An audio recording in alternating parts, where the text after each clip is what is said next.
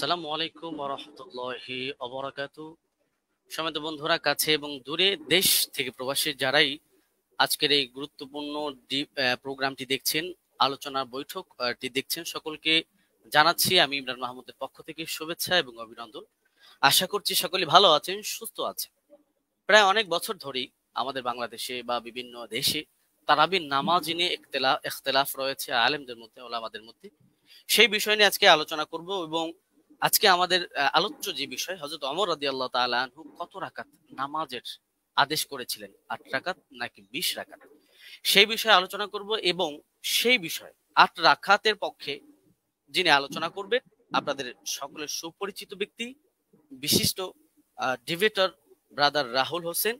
এবং 20 রাকাতের পক্ষে যিনি আলোচনা করবেন, বাংলাদেশের অতি জনপ্রিয় একজন ব্যক্তি, শেখ মুফতি আলী হাসান ওসামা।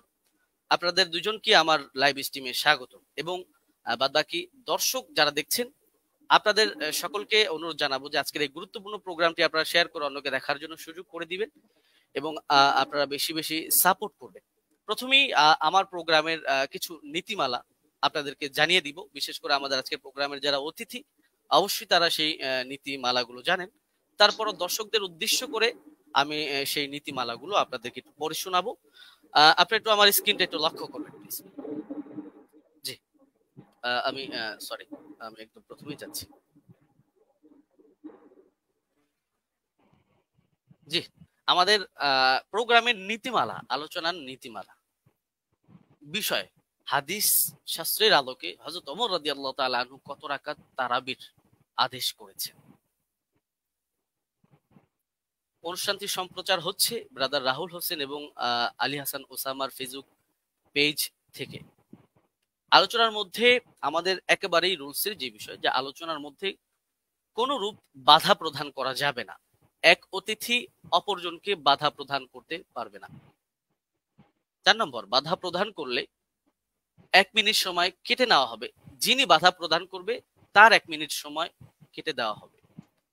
5 নাম্বার, যিনি আলোচনা করছেন, যাকে বাধা দেওয়া হচ্ছে, তার 1 মিনিট সময় তাকে বাড়িয়ে দেওয়া হবে। 6 নম্বর, বিষয়ের বাহিরে অপ্রাসঙ্গিক কথা বললে, আমি সঞ্চালক হিসেবে ইমরান মাহমুদ আছি, অবশ্যই আমি অতিথিদেরকে থামানোর অধিকার রাখি বা থামানোর অধিকার থাকবে। 7 নম্বর, আলোচনার 4টি পর্যায়ের মানে আলোচনাটা 4টা পর্যায়ে হবে এবং সেই পর্যায়গুলো আমি আপনাদেরকে বলবো। প্রথম পর্ব, কেস প্রেজেন্ট, নিজেদের দাবির পক্ষে প্রমাণ উপস্থাপন। এখানে একটি বিষয় আমি বলবো যে কেস প্রেজেন্টে অবশ্যই সবাই সবার দাবি প্রেজেন্ট করবে, অপরের দাবির উপরে খণ্ডন করবে না, শুধু নিজের দাবি নিয়েই আলোচনা করবে। 5 নম্বর, প্রথম কেস প্রেজেন্ট যিনি একেবারে প্রথমেই প্রেজেন্ট করবেন, ব্রাদার রাহুল হোসেন, তিনি প্রথমেই 15 মিনিট আলোচনা করবেন। দ্বিতীয়তে মুফতি আলী হাসান ওসামা, তিনি 15 মিনিট আলোচনা করবেন। 10 নম্বর, খণ্ডন পর্ব, ব্রাদার রাহুল হোসেন প্রথম 15 মিনিট আলোচনা করবেন, আলী হাসান ওসামা দ্বিতীয়তে 15 মিনিট আলোচনা করবেন। 11 নম্বর, খণ্ডন পর্ব, ব্রাদার রাহুল হোসেন 15 মিনিট আলোচনা করবেন, আলী হাসান ওসামা 15 মিনিট আলোচনা করবেন। এখানে আমি একটি বিষয় আপনাদেরকে জানিয়ে রাখার জন্য বলে রাখি যে 3টি যে পর্ব আমরা করেছি, এই পর্বে 3টা পর্বই 15 মিনিট করে আলোচনার সময় থাকছে। অনেক সময় দেখা যায় যে অতিথিরা আলোচনা করার ক্ষেত্রে তাদের দেখা যায় 15 মিনিটে তাদের দাবিগুলো উপস্থাপন শেষ হয় না। সেই কারণে আমি উপস্থাপক পরিচালনার কমিটির পক্ষ থেকে অতিথিদেরকে 2 মিনিট করে সময় দেওয়া হবে, যেহেতু এটা কোনো ডিবেট না, আলোচনার প্রোগ্রাম। সেক্ষেত্রে তারা চাইলে এই 2 মিনিট সময় ব্যবহার করতে পারবে, নচেত তারা 15 মিনিটই তাদের আলোচনা শেষ করবে। এবং একেবারে শেষ যে পর্বটা, উপসংহার পর্ব, ব্রাদার রাহুল হোসেন তিনি তিনার আলোচনা যেগুলো করেছেন সেগুলো রিভিউ 5 মিনিট আলোচনা করবেন এবং আলী হাসান ওসামা তিনিও 5 মিনিট আলোচনা করবেন। বিশেষ দ্রষ্টব্য এই পর্বে তিনি তিনার আলোচনা যেগুলো করেছেন, যে আলী হাসান ওসামা সাহেবের ডিভাইসটা প্লিজ। এই পর্বে উভয়ের পক্ষের বক্তা নতুন কোনো তথ্য ব্যবহার করতে পারবে না, যেহেতু এটা লাস্ট পর্ব। এখানে কেউ কাউকে খণ্ডন করার সুযোগ থাকছে না, সেই ক্ষেত্রে কেউ কারো নতুন তথ্য অ্যাড করতে পারবে না। আচ্ছা, 13 নম্বর, সভাপতি সাহেব, মেবি সঞ্চালক সাহেব, আমি আলোচ্য বিষয়ের উপর মন্তব্য ছাড়াই অনুষ্ঠানটি শেষ করে দিবেন। এটা আমাদের প্রোগ্রামের নীতিমালা ছিল, নীতিমালা। এবং আমাদের প্রোগ্রামের আরেকটি বিষয় হচ্ছে গুরুত্বপূর্ণ, যে আমরা যখন আলোচনা করব, প্রতিপক্ষ যেই থাকুক আমরা তাকে সম্মান সূচক শব্দ ব্যবহার করে আলোচনা করব। কোন রকমের অসম্মান সূচক শব্দ আমরা ব্যবহার করব না। শুধু প্রতিপক্ষ বক্তার ক্ষেত্রে নয়, প্রতিপক্ষের মুরব্বী ওলামায়ে কেরাম বা তার তিনি যাদেরকে অনুসরণ করেন তাদের যে কেউ হোক, কাউকে কটাক্ষ করে কোনো রকমের কথা বলা যাবে না। সুন্দর শব্দ দিয়ে তাদেরকে বলতে হবে। যদি কেউ অসুন্দর শব্দ ব্যবহার করে, যদি কেউ অবাঞ্ছনীয় শব্দ ব্যবহার করে, অবশ্যই সঞ্চালক হিসাবে আমি তাকে এই শব্দটা এক্সপান্স করাবো, উইথড্র করাবো। যাই হোক, আমি আমার আলোচনার শর্তগুলো, নীতিমালাগুলো আপনাদেরকে পড়ে শোনালাম। আমি আমার আলোচনার প্রোগ্রাম এখন স্টার্ট করছি এবং স্টার্টের শুরুতেই কেস প্রেজেন্ট, যিনি 8 রাকাতের পক্ষে স্টেট নিয়েছেন, ব্রাদার রাহুল হোসেন, আমি আপনার কাছে যাব এবং আমি আপনাকে দিয়ে শুরু করব এবং আপনি আপনার আলোচনার জন্য সময় পাচ্ছেন 15 মিনিট। আপনি বললে আমি টাইমটা শুরু করে দিব। আচ্ছা, আমি স্লাইড শো করব। আমি একটা স্লাইড দেব আপনাকে, ওটাকে অ্যাপ্রুভ করতে হবে।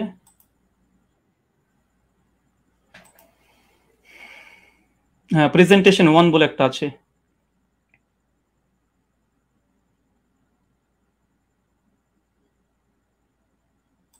হ্যাঁ, স্লাইডটা কি ঠিক আছে আপনার?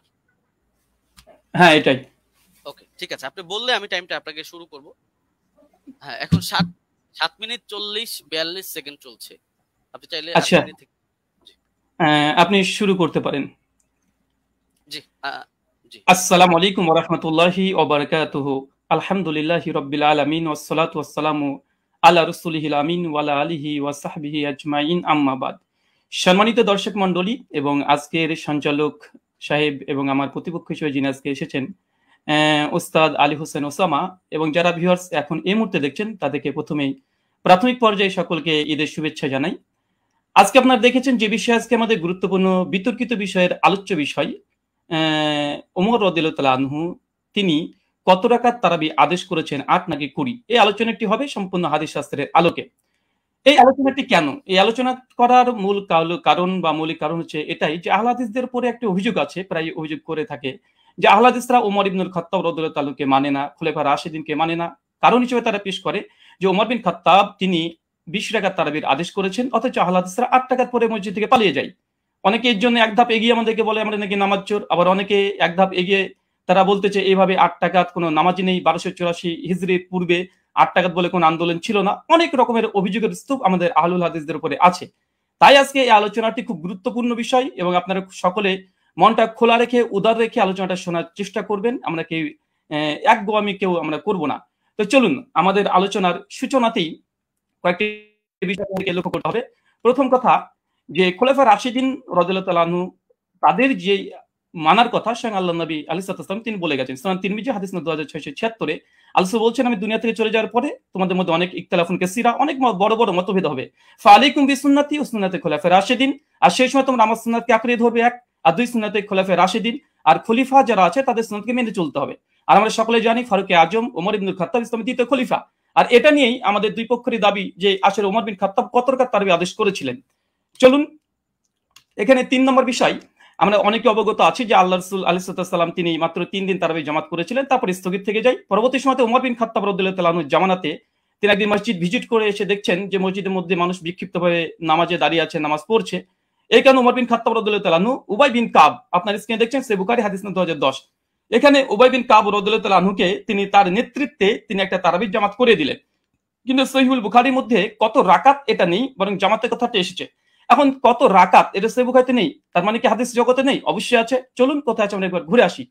8 রাকাতের পক্ষে হাদিস, আমাদের প্রথম হাদিস, এটা হচ্ছে মুয়াত্তা মালিক, আপনারা দেখতে পাচ্ছেন 251 নম্বর হাদিস, এবং বিভিন্ন প্রকাশনের ভিন্নতার কারণে হাদিস নাম্বার চেঞ্জ হয়ে যাবে। এখানে হাদিসটা পড়ার পূর্বে একটা কথা বলতে চাই, আজকে যে দলিল আমি পেশ করব ইনশাআল্লাহ সেই দলিলের মধ্যে কোনো দুর্বলতা ইনশাআল্লাহ থাকবে না। জি, আমি ব্যক্তি রাহুলের ক্ষেত্রে অনেক দুর্বলতা থাকতে পারে, আরবি ইবারত অনেক ভুল হতে পারে, কিন্তু ইনশাআল্লাহ যে দলিল দেব একদম পূর্ণিমার রাতের সূর্যের মতো চমৎকার, একদম চকচকে, সূর্যের মতো চকচকে করবে। কোনো এখানে একটা কালিমা লেপন করার মতো ইনশাল্লাহ আজকে এই দলিল উপর আক্রমণ কেউ করতে পারবে না। আর করলে আমরা আহলে হাদিসের পক্ষ থেকে আমি মজুদ আছি খণ্ডন করার জন্য ইনশাল্লাহ। চলুন হাদিসের সনদ এবং মতন আমরা একবার দেখে আসি এবং আপনারা দেখছেন এখানে বলছেন, দেখেন, আন হাদাসানা মালিক আন মুহাম্মদ বিন ইউসুফ আন সাইদ বিন ইয়াজিদ আন্নাহু কাল।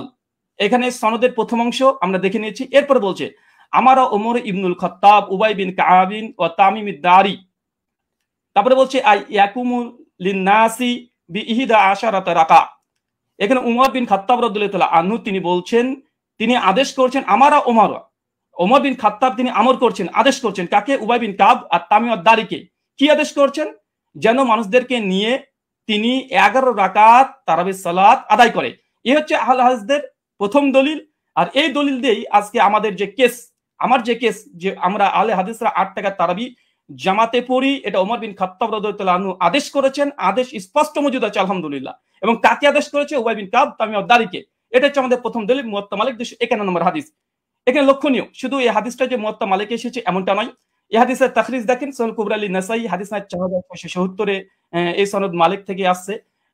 3 নম্বর আরেকটা আছে শারহু মানিল আল আসালি তহাবি। ইমাম তহাবি হানাফি মাযহাবের বিশেষ করে তিনি বড় ফকি এবং মুহাদ্দিস। হাদিস নাম্বার 1741 তিনিও সনদ সহকারে ইমাম মালিক থেকে এর থেকে পেশ করেছে। চতুর্থ প্রমাণ মারিফাতুস সুনান আল আসার লিল বাইহাকি হাদিস নাম্বার 5413 ইমাম বাইহাকি আল মুতাফা 458 হিজরি তিনিও নিয়ে এসেছেন। আচ্ছা, তারপরে 5 নম্বর শারহ সুন্নান লিল বাগাবি চতুর্থ খণ্ডে 120 নম্বর পৃষ্ঠায় ইমাম মালিকের সূত্রে এই হাদিসটাকে তিনি নিয়ে এসেছেন।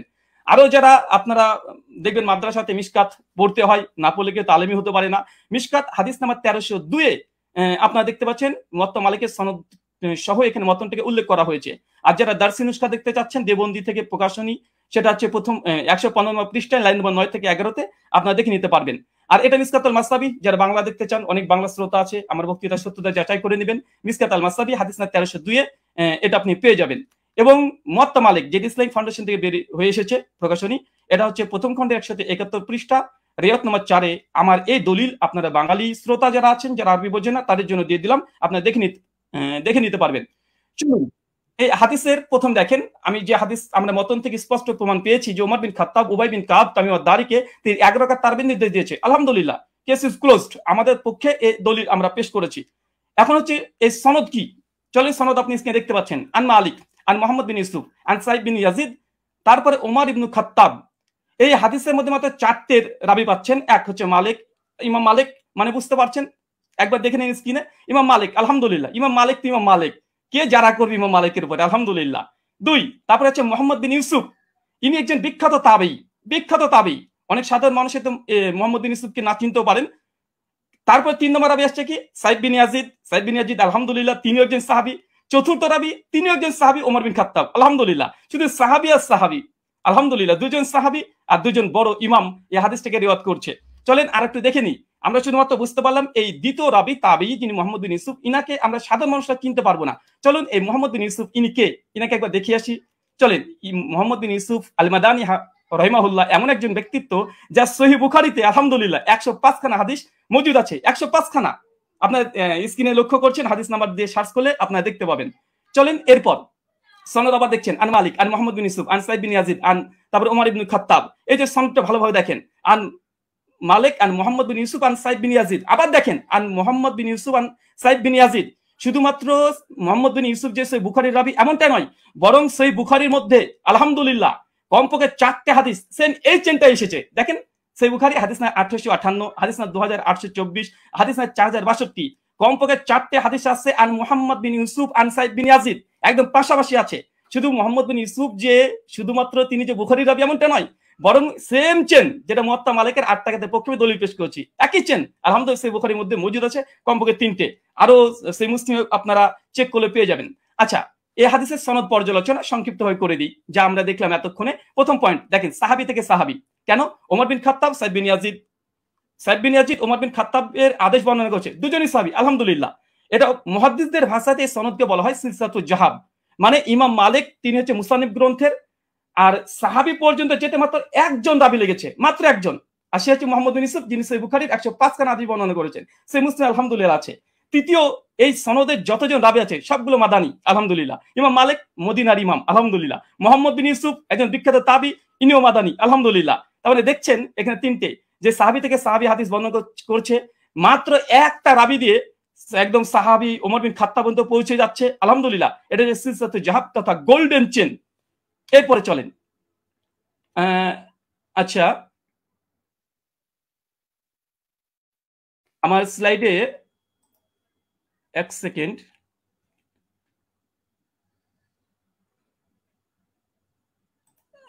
একটু থামতে হবে। আচ্ছা ঠিক আছে। আচ্ছা আমরা আমি এই কেসটা প্রেজেন্ট করলাম। এখন আলী হোসেন ওসামা হাফিজাহুল্লাহর কাছে আমার কিছু প্রশ্ন এই মুয়াত্তা মালিকের হাদিস নিয়ে।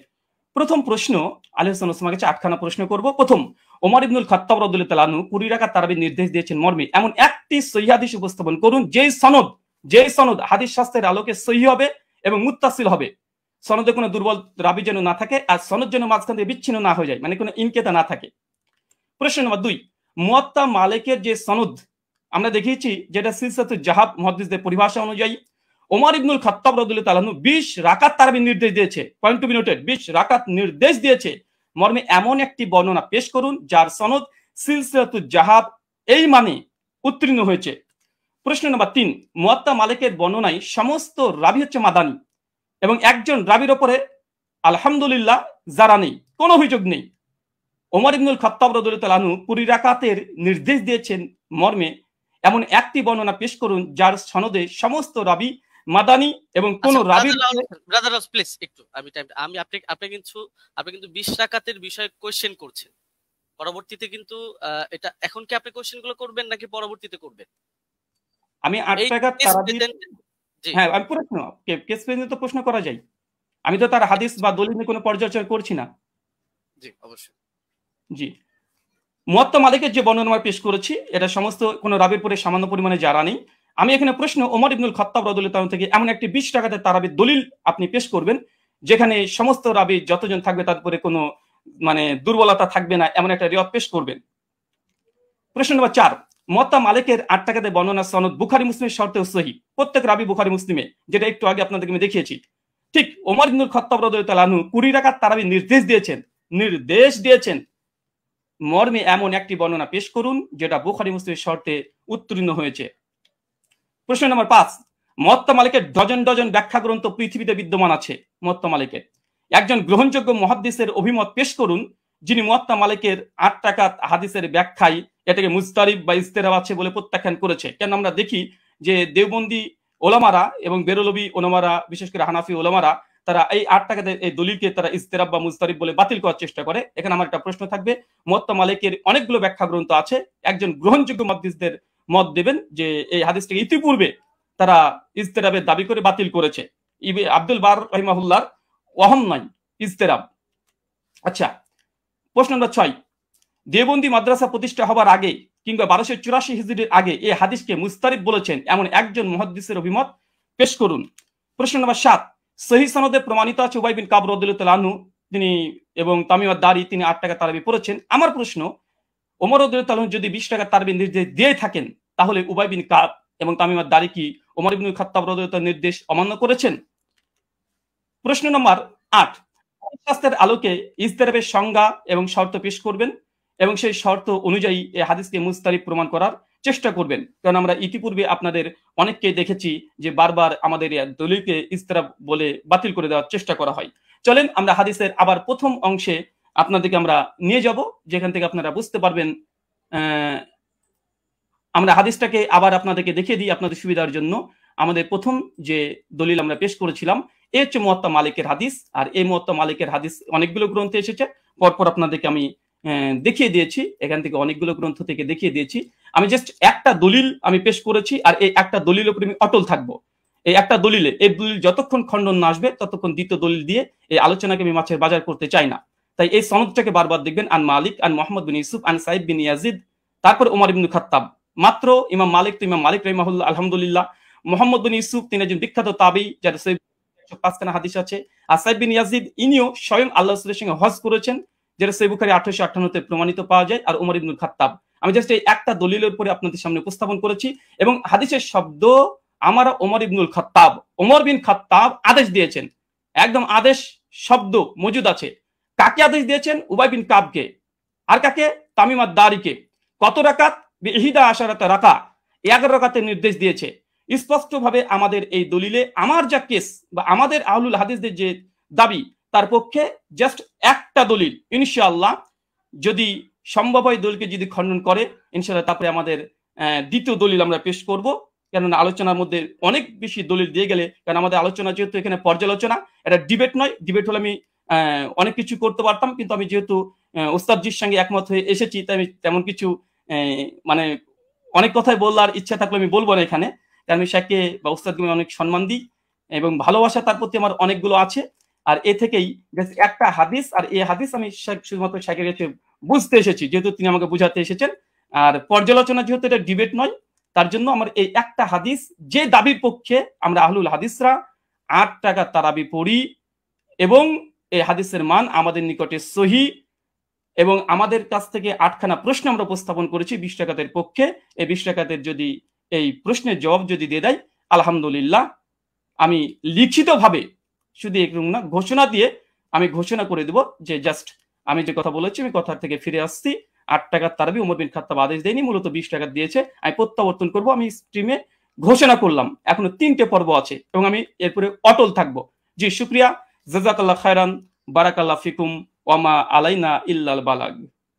জি ব্রাদার রাহুল হোসেন, আপনি শেষ করেছেন। প্লিজ একটু ইয়াটা ঠিক হবে। হ্যাঁ, আপনি শেষ করেছেন এবং আপনি 1 মিনিট আগে শেষ করেছেন, চাইলে আপনি 2 মিনিট ব্যবহার করতে পারতেন। যাই হোক, আমি চলে যাব যিনি 20 রাকাতের পক্ষে দলিল পেশ করবেন, আমাদের পরিচিত ব্যক্তি শেখ মুফতি আলী হাসান ওসামা। আমি আপনার কাছে যাব এবং আপনি বললে আমি টাইমটা শুরু করে দিব। আপনার টাইমটা আপনি বলবেন। জি, এখন 22 মিনিট 45 সেকেন্ড চলছে। আপনি মিউট আছেন।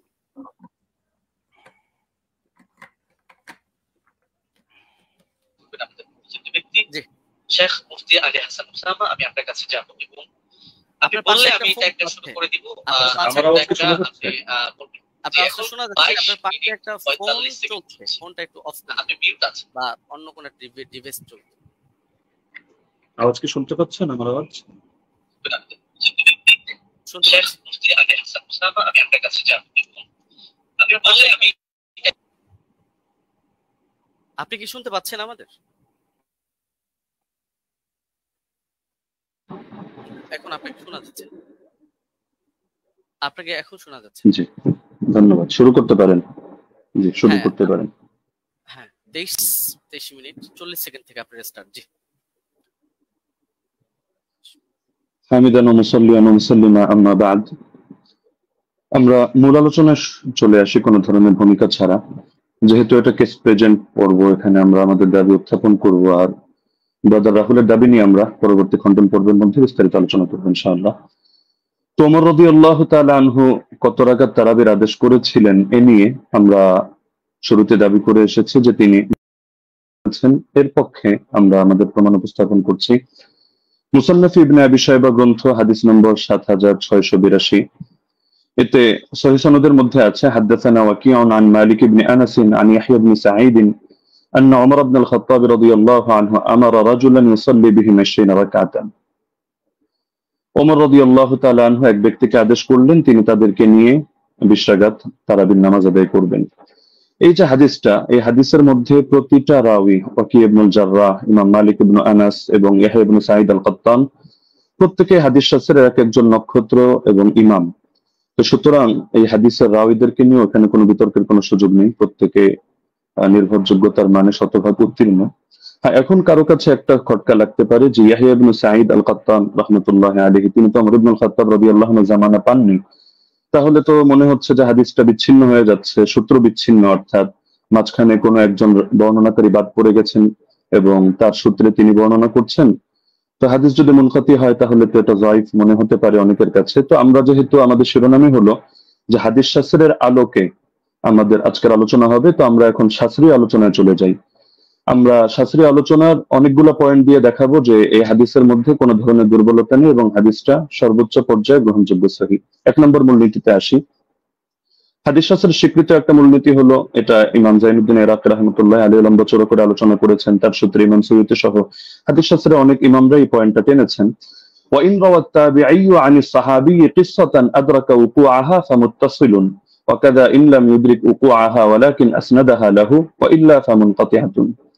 তাবিঈ যদি সাহাবী থেকে এমন কোন বিষয়, এমন কোন ঘটনা বর্ণনা করেন যেটা তিনি পেয়েছেন, অর্থাৎ তিনি তো তাকে নিজের চোখে দেখেননি, কিন্তু ঘটনাটা ক্রমবর্ধমান ভাবে চলে আসছে এবং পরবর্তীতে তার জামানায়ও তিনি ঘটনাটা পেয়েছেন, তাহলে হাদিস শাস্ত্রের বিবেচনা এটাকে মুত্তাসিল বলে গণ্য করা হয়। যদিও বাহ্য দৃষ্টিতে যারা হাদিস শাস্ত্রের জ্ঞান রাখেন, অজ্ঞদের চোখে মনে হতে পারে এটা সূত্র বিচ্ছিন্ন, কিন্তু এটা ইমামরা স্পষ্ট বলে যাচ্ছেন যে না, এটা হুকুমের বিবেচনা, এটাকে মুনকাতি সূত্র বিচ্ছিন্ন ধরা হয় না, বরং মুত্তাসিল হিসাবেই ধরা হয়। আর যদি তারা এভাবে না করেন, সেই ক্ষেত্রে এমন কোন ঘটনা বর্ণনা করলেন যেটা পরবর্তীতে আর এটা জারি থাকেনি, তারা এটা পায়নি, তাহলে সেই ক্ষেত্রে এটাকে মুনকাতি হিসাবে গণ্য করা হয়। ইমাম ইরাকি রাহমাতুল্লাহ আলাইহি স্পষ্ট ভাবে লেখেন যে ওয়াকাদ হাকা ইত্তিফাক আহলি তামিজ মিন আহলিল হাদিস আলা যালিকা ইবনুল মাওয়াক। ইমাম ইবনুল মাওয়াক এই ব্যাপারে মুহাদ্দিসদের মধ্য থেকে যারা বিশ্লেষক, তাদের ঐকমত্য বর্ণনা করেছেন। এটা তামহিদ প্রথম খণ্ড 26 নম্বর পৃষ্ঠায় আছে, উলুমুল হাদিস 26 নম্বর পৃষ্ঠায় আছে, 62 নম্বর পৃষ্ঠা শারহুত তাফসিরা প্রথম খণ্ড 223, তাদরিবুর রাওয়ী প্রথম খণ্ড 249। যার কারণে শেখ সালেহ আল মুনাজ্জিদ, আল্লাহ তাআলা তাকে অতি দ্রুত কারামুক্তি করুন, সালাফিদের বড় শেখ, তিনি তার ইসলামকে ওয়েবসাইটের মধ্যে এই বিষয়ে মন্তব্য করেছেন। এটা প্রশ্ন নম্বর 82152 অধীনে আপনারা পেয়ে যাবেন। وبمجموع هذه الروايات يتبين أن ال20 ركعة كانت هي السنة الغالبة على التراويح في زمن عمر بن الخطاب رضي الله عنه، ومثل صلاة التراويح أمر مشهور يتناقله الجيل وعامة الناس، ورواية يزيد بن رومان ويحيى القطان يعتبر بهما وإن كان لم يدرك عمر، فإنهما ولا شك تلقياه عن مجموع الناس الذين أدركوهم، وذلك أمر لا يحتاج إلى رجل يسنده فإن المدينة كلها تسنده। পুরো এবারটা আমি শুনিয়ে দিলাম, যার মূল সারমর্ম এটাই দাঁড়াচ্ছে যে যদিও ইয়াহিয়া আল কাত্তান এবং ইয়াজিদ ইবনে রুমান সরাসরি ওমর রাদিয়াল্লাহু আনহু সাক্ষাৎ পাননি, কিন্তু এটা হাদিসের বিশুদ্ধতার মধ্যে কোনো সমস্যা হবে না, এটাকে বিচ্ছিন্ন ধরা হবে না, কারণ এটা তারা এই পরিমাণ, বিপুল পরিমাণ মানুষ থেকে এটা তারা লাভ করেছেন এই সংক্রান্ত বর্ণনা, যারা সরাসরি ওমর থেকে এটা দেখেছেন। সুতরাং এখানে সুনির্দিষ্ট একজন ব্যক্তি লাগবে না যে এটার সনদ বয়ান করবে, বরং গোটা মদিনায় এর সনদ বয়ান করবে। তো সুতরাং দেখা যাচ্ছে যে যারা হাদিস শাস্ত্র সম্পর্কে অজ্ঞ, তাদের কাছে সূত্র বিচ্ছিন্ন মনে হলো। যেহেতু শাস্ত্রের আলোকে আলোচনা, সুতরাং মূলনীতির আলোকে আমরা স্পষ্ট দেখালাম যে এটা সূত্র বিচ্ছিন্ন নয়, বরং এটা মুত্তাসিল হিসাবে ধর্তব্য হবে। দ্বিতীয় হলো, ইমাম ইয়াহইয়া ইবনে সাঈদ আল কাত্তান রাহমাতুল্লাহ আলাইহি, তিনি যেন তেন ব্যক্তিত্ব নন, তিনি জরাতে আদিল শাস্ত্রের ইমাম, অর্থাৎ যার মতামত নিয়ে আমরা অন্যদেরকে মেপে থাকি, এবং তার ব্যাপারে জরাতে আদিল শাস্ত্রে স্পষ্ট লেখা আছে যে তিনি যার তার থেকে হাদিস রিওয়ায়াত করেন না। যেমন তাহদিবুত তাহদিব 4th খণ্ড 357 পৃষ্ঠা, তাহদিবুল কামাল 31 নম্বর খণ্ড 329 পৃষ্ঠা, এখানে ইমাম এজিল সূত্রে লেখা আছে বসরিয়ুন সিকাতুন নাকিউল হাদিস কানা লা ইউহাদ্দিসু ইল্লা আন সিকা। ইমাম ইয়াহইয়া ইবনে সাঈদ আল কাত্তান তিনি শুধু সিকা রাওয়ীদের থেকে হাদিস বয়ান করেন, যার তার থেকে বয়ান করেন না। একইভাবে আস-সিকাত কিতাব 7ম খণ্ড 611 পৃষ্ঠা, তাহদিবুত তাহদিব 4th খণ্ড 357 পৃষ্ঠা, ইকমালু তাহদিবুল কামাল 12 নম্বর খণ্ড 313 পৃষ্ঠা, তাহদিবুল কামাল 31 নম্বর খণ্ড 329 পৃষ্ঠা, এগুলোতে স্পষ্ট লেখা আছে যে ওয়া আমানা ফিল বাহসি আনিন নাকলি ওয়া তারাকা দুআফা। ইমাম ইয়াহইয়া ইবনে সাঈদ আল কাত্তান তিনি হাদিস শাস্ত্র বয়ান করার ক্ষেত্রে তিনি গভীরভাবে কাজটা করেন, তিনি যায়িফ রাওয়ীদেরকে পরিহার করেন। একইভাবে ইমাম আহমদ বিন হাম্বলের একাধিক মত আমরা বর্ণনা করতে পারবো এক্ষেত্রে, যেমন আল জারহ ওয়াত তা'দীল ইবনে আবি হাতিম 1ম খণ্ড 232 পৃষ্ঠা, সেখানে ইমাম আহমদ বিন হাম্বল সূত্রে আছে, তিনি বলেছেন মা রাআইনা মিসলা ইয়াহইয়া ইবনে সাঈদ ফি হাদা শা'n, ইয়ানি ফি মারিফাতিল হাদিস ওয়া রুওয়াতিহি ওয়া কানা সাহিব হাদা শা'n। আমরা ইয়াহইয়া ইবনে সাঈদের মতো ব্যক্তি এই শাস্ত্রে দেখিনি, অর্থাৎ হাদিস জানা এবং হাদিসের বর্ণনাকারীদের ব্যাপারে জানা, তিনি এই ব্যাপারে বিশেষ পাণ্ডিত্যের অধিকারী ছিলেন। এরকম আরো বহুত মতামত দেখানো সম্ভব, যেমন তিনি অন্যত্র এটাও আছে, তিনি বলেন আল জারহ ওয়াত তা'দীল ইবনে আবি হাতিম 232 পৃষ্ঠায় এই মন্তব্য আছে যে কানা ইয়াহইয়া আবসারাহুম বির-রিজাল ওয়া আনকাহুম হাদিসা। ইয়াহইয়া রিজাল সম্পর্কে সবচেয়ে বেশি সূক্ষ্মদর্শী এবং তিনি হাদিসগুলো খুব স্বচ্ছভাবে বর্ণনা করে থাকেন। তো সুতরাং তিনি যার তার থেকে হাদিস বর্ণনা করবেন না, এটা স্পষ্ট বিষয়। এবং এখানে তো যার তার থেকে করার প্রশ্নই আসছে না, কারণ এখানে যেহেতু গোটা মদিনাবাসী এই ব্যাপারে প্রত্যক্ষ সাক্ষী। 3 নম্বরে, যদি আমরা তর্কের খাতিরে এটাকে মুরসাল বলিও, তবু এই জাতীয় মুরসালরা সকলের মতে গ্রহণযোগ্য। যেমন হাফিজ ইবনুল কাইয়িম রাহিমাহুল্লাহর স্পষ্ট মন্তব্য আছে জাদুল মাআদ কিতাবে 1ম খণ্ড 367 নম্বর পৃষ্ঠায়, والمرسل إذا اتصل به عمل وعضده قياس أو قول صحابي أو كان مرسله معروفا باختيار الشيوخ ورغبته عن الرواية عن الضعفاء والمتروكين ونحو ذلك مما يقتضي قوته عمل به। মুরসালের সঙ্গেও যদিও আমরা এটা মুরসাল বলছি না, তবে তর্কের খাতিরে যদি এটাকে মুরসাল ধরিও, সেই ক্ষেত্রে মন্তব্যটা উল্লেখ করছে যে মুরসালের সঙ্গে যদি আমল যুক্ত হয়, অর্থাৎ উম্মত এভাবে আমল করে, অথবা তিনি আরো পয়েন্ট টানলেন যে যদি এখানে মুরসালটা যার থেকে এসেছে অর্থাৎ মুরসিল যিনি, তিনি যদি এ ব্যাপারে পরিচিত হন যে তিনি শায়খ খুব সুন্দরভাবে নির্বাচন করেন এবং বর্ণনা করার ক্ষেত্রে যায়ফ রাওয়ী মাতরুক রাওয়ীদেরকে তিনি পরিহার করে চলেন, তাহলে সেই ক্ষেত্রে মুরসালের আলোকে আমল করা হবে এবং এটা ফুকাহায়ে কেরামের নিকট গ্রহণযোগ্য মূলনীতি। আল ইহকাম ফি উসুলিল আহকাম আমিদের কিতাবের মধ্যে স্পষ্ট আছে যে জাতীয় মুরসাল এটা ফাকাবিলাহু আবু হানিফা ওয়া মালিক ওয়া আহমদ ইবনে হাম্বল ফি আশহারি রিওয়ায়াতাইন আনহু। ইমাম আবু হানিফা গ্রহণ করেন, ইমাম মালিক গ্রহণ করেন, ইমাম আহমদ বিন হাম্বলের একটা প্রসিদ্ধ মত যেটা তার আলোকে দেখা যায় তিনিও গ্রহণ করেন। ঈসা ইবনে আবান রাহিমাহুল্লাহ তিনি একটু ভাগ করেন, তিনি শুধু فصل عيسى بن أبان فقبل مراسيل الصحابة والتابعين وتابعي التابعين ومن هو من أئمة النقل مطلقا دون من عدا هؤلاء। তিনি সাহাবীদের মুরসাল গ্রহণ করেন, তাবেঈদেরটা করেন, তাবেঈদেরটা করেন এবং যারা হাদিস শাস্ত্রের ইমাম তাদেরটা করেন, অন্যদেরটা করেন না। এটা মেনে নিলেও সমস্যা নেই, কারণ ইমাম ইয়াহিয়া আল কাত্তান তিনি হাদিস শাস্ত্রের ইমাম, আর তিনি যে ক্যাটাগরি বর্ণনা করেছেন এই ক্যাটাগরির মধ্যে আছেন। আর ইমাম শাফিঈর মত প্রসিদ্ধ, এটা আল ইহকাম কিতাবের মধ্যে আছে, একইভাবে নুজহাতুন নাজার ফি তাওদীহ নুখবাতিল ফিকার সেখানেও আছে। ইমাম শাফিঈ রাহমাতুল্লাহ আলাইহির বক্তব্যের মধ্যে স্পষ্ট দেখা যাচ্ছে যে তিনি বলেছেন যে মুরসাল যদি সাহাবীর মুরসাল হয় তাহলে তো গ্রহণযোগ্য, আর যদি এমন মুরসাল হয় আও মুরসালান قد اسنده غير مرسله او ارسله راو اخر يروي عن غير شيوخ الاول او عضده قول صحابي او قول اكثر اهل العلم او ان يكون المرسل قد عرف من حاله انه لا يرسل عمن فيه علة من جهالة أو غيرها كمراسيل ابن المسيب فهو مقبول وإلا فلا، ووافقه على ذلك أكثر أصحابه والقاضي أبو بكر وجماعة من الفقهاء। ইমাম শাফিঈ রাহিমাহুল্লাহর মন্তব্য হচ্ছে যদি সাহাবীর মুরসাল না হয় এমন মুরসাল হয় যে মুরসালের সঙ্গে কিছু বিষয় যুক্ত থাকে, যেমন তিনি একটা উদাহরণ দিয়েছেন, যদি অধিকাংশ আহলে ইলমের বক্তব্য এর পক্ষে সমর্থন যোগায়, অর্থাৎ তারাও এই মতে পোষণ করেন, অথবা মুরসিলের গুণ হলো তিনি যাত্রার থেকে ইরসাল করেন না, বরং তিনি এমন কারো থেকে ইরসাল করা থেকে নিজেকে বিরত রাখেন যার মধ্যে কোনো দোষ আছে, সে মাঝহুলি হোক, সে অন্য কোনো দোষে দোষী হোক, যেমন ইমাম সাঈদ ইবনে মুসাইয়্যিব রাহমাতুল্লাহ আলাইহি, এগুলো তিনি গ্রহণ করে নেন। এটা আল ইহকাম আমিদি কিতাবের মধ্যে আছে। একইভাবে ইমাম নববী তার আল মাজমু' শারহুল মুহাদ্দাবের 6 নম্বর খণ্ড 206 নম্বর পৃষ্ঠায় এটা বলেছেন, ইহতাজ্জু শাফিঈ বিল মুরসাল ইযা তাদাদা بأربعة أحد أربعة أمور إما حديث مسند وإما مرسل من طريق آخر وإما قول صحابي وإما قول أكثر العلماء। তো সময় যেহেতু কম আমরা সব রেফারেন্স টানছি না, আরো কয়েকটা কিতাবের হাওয়ালা দিয়ে দিচ্ছি। উসুলুল বাজদাওয়ী 171 নম্বর পৃষ্ঠা, আল মানসুর লিজারকাশি শারহুল উমদা ইবনে তাইমিয়া তাহযীবুস সুনান আবি দাউদ ইত্যাদি কিতাবের মধ্যে এ ব্যাপারে আলোচনা আছে। এবার আসি আমরা যদি সালাফি শায়খদের মূলনীতিও মেনে নিই, যেমন শায়খ আলবানী রাহিমাহুল্লাহকে এক্ষেত্রে আমরা উদাহরণ হিসেবে রাখতে পারি। তো শায়খ আলবানী রাহিমাহুল্লাহ প্রসিদ্ধ কিতাব সিলসিলাতুল আহাদিস সহিহা, এটা তো সকলের নিকটে পরিচিত। এখান থেকে 1422 নম্বর বর্ণনাটা আমি খুলে দেখার অনুরোধ করব, সেখানে দেখতে পাবেন আপনারা খুললে যে তিনি যে হাদিসটা বর্ণনা করেছেন একটা মুরসাল হাদিস, কিন্তু তিনি এটার ব্যাপারে মন্তব্য করছেন যে হাযা ইসনাদুল হাসান, এটা একটা হাসান সনদ, তবে ইল্লা আন্নাহু মুনকাতিউন বাইনা সুলাইমান ওয়া ইবনে আমরিন, তবে এটা সূত্র বিচ্ছিন্ন, মুনকাতি কার মাঝে, রাওয়ী সুলাইমান এবং রাওয়ী ইবনে আমরের মাঝে এখানে ইনকিতা আছে, সূত্র বিচ্ছিন্নতা আছে, কোন একজন বাদ পড়ে গেছে। তবে এটার পক্ষে এই তিনি একটা মুরসাল রিওয়ায়াত করে এর পক্ষে একটা যায়ফ হাদিস এনেছেন, যায়ফ রিওয়ায়াত, সেটা এনে তিনি মন্তব্য করছেন যে লাকিন্নাল হাদিসা বিমাজমু'ত তারিকাইন হাসানুন, এই দুটো যায়ফ মিলে এটা হাসান হয়ে গিয়েছে, অর্থাৎ একটা মুরসাল আর একটা যায়ফ। তো মুরসালের পক্ষে তিনি যায়ফ হাদিস পেয়েও এটাকে হাসান হিসাবে সাব্যস্ত করে ফেলেছেন এবং শেষে মন্তব্য করেছেন ফামিসলুহু ইউস্তাশহাদু বিহি, এই ধরনের বর্ণনা দ্বারা এটা দলিল প্রদান করা যায়, ফাল হাদিসু বিহি সহিহুন ইনশাআল্লাহু তাআলা, এর দ্বারা হাদিসটা সহিহ হিসাবে সাব্যস্ত হবে ইনশাআল্লাহু তাআলা। তো শায়খ আলবানী রাহিমাহুল্লাহ এক্ষেত্রে যে কাজটা করলেন, আমরা তো এর চেয়ে আরো মজবুত কাজ করলেন, তিনি একেবারে একটা যায়ফ হাদিস এনে মুনকাতি একটা রিওয়ায়াতকে তিনি হাসান সনদ সাব্যস্ত করে হাদিসটাকে দলিলযোগ্য এবং সহিহ সাব্যস্ত করে ফেললেন।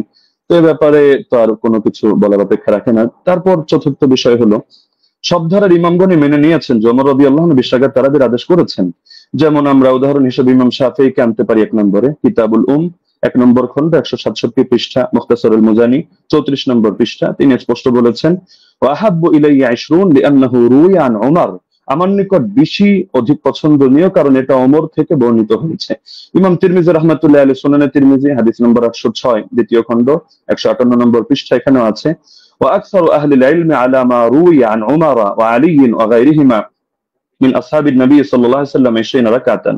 অধিকাংশ আহলে ইলম এই মতে পোষণ করেন যে তারাবি 20 রাকাত। কেন? কারণ এটা ওমর থেকে, আলী থেকে এবং নবীর অন্যান্য সাহাবীদের থেকে রাদিয়াল্লাহু আনহুম বর্ণিত হয়েছে। শেখ বিন বাজ রাহমাতুল্লাহি আলাইহি সালাফিদের গ্রহণযোগ্য ব্যক্তিত্ব, আমরা মহব্বত করি। তিনি বলেন মাজমুউল ফাতাওয়া 11 নম্বর খণ্ড 322 নম্বর পৃষ্ঠা, ওয়া সাবাতা আনহুম আন্নাহুম সাল্লু বিআমরিহি 23, তাদের থেকে প্রমাণিত রয়েছে যে তারা ওমরের আদেশে তারা 23 রাকাত নামাজ আদায় করেছেন। শেখ সালেহ আল মুনাজ্জিদ তিনি বলেন, জা আল আমরু আন ওমর ইবনুল খাত্তাব রাদিয়াল্লাহু আনহু বিসালাতিল 20 রাকাতান, ওমর রাদিয়াল্লাহু আনহু থেকে 20 রাকাতের ব্যাপারে আদেশ এসেছে। তো সালাফি শায়খ হয়েও তারা বিষয়টা মেনে নিয়েছেন। তো এর পক্ষে আরো কিছু প্রাসঙ্গিক বর্ণনা আছে, যেটা শেখ সালেহ আল মুনাজ্জিদ তার islamqo.com এর মধ্যে অন্যান্য বর্ণনাগুলো এর পক্ষে প্রমাণ হিসেবে নিয়ে এসেছেন। সাইদ বিন ইয়াজিদের বর্ণনা, অন্যান্য বর্ণনা, সেটা আমরা আপাতত টানছি না, সেটা পরবর্তী আলোচনার মধ্যে আমরা আনবো। হ্যাঁ, লাস্ট যে পয়েন্টটা আমি বলবো, যে আমরা তো স্পষ্টভাবে দেখালাম যে এর সনদের মধ্যেও দুর্বলতা নেই, মতনের মধ্যেও দুর্বলতা নেই।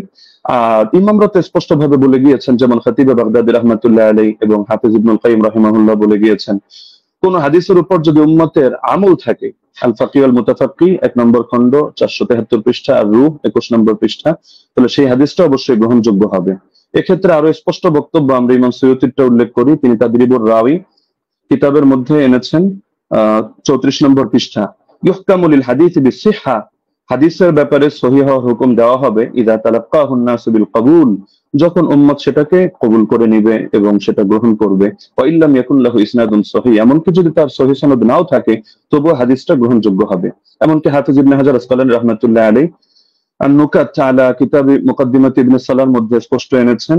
এটা আপনারা আন-নুকাত আলা কিতাবি ইবনে সালাহর মধ্যে প্রথম খণ্ড 494 495 পৃষ্ঠায় পাবেন যে মিন জুমলাতি সিফাতিল কবুল আল্লাতী লাম ইয়াতাআররাজ লাহা শাইখুনা ইয়াকসিদু জাইনাদ্দিন আল-ইরাকি আন ইয়াত্তাফিকা আল-উলামা আলা আল-আমাল বিমাদলুল হাদিস ফাইন্নাহু ইউকবালু হাত্তা ইয়াজিব আল-আমালু বিহি ওয়া ক্বাদ সাররাহা বিযালিকা জামাআতুন মিন আইম্মাতিল উসুল।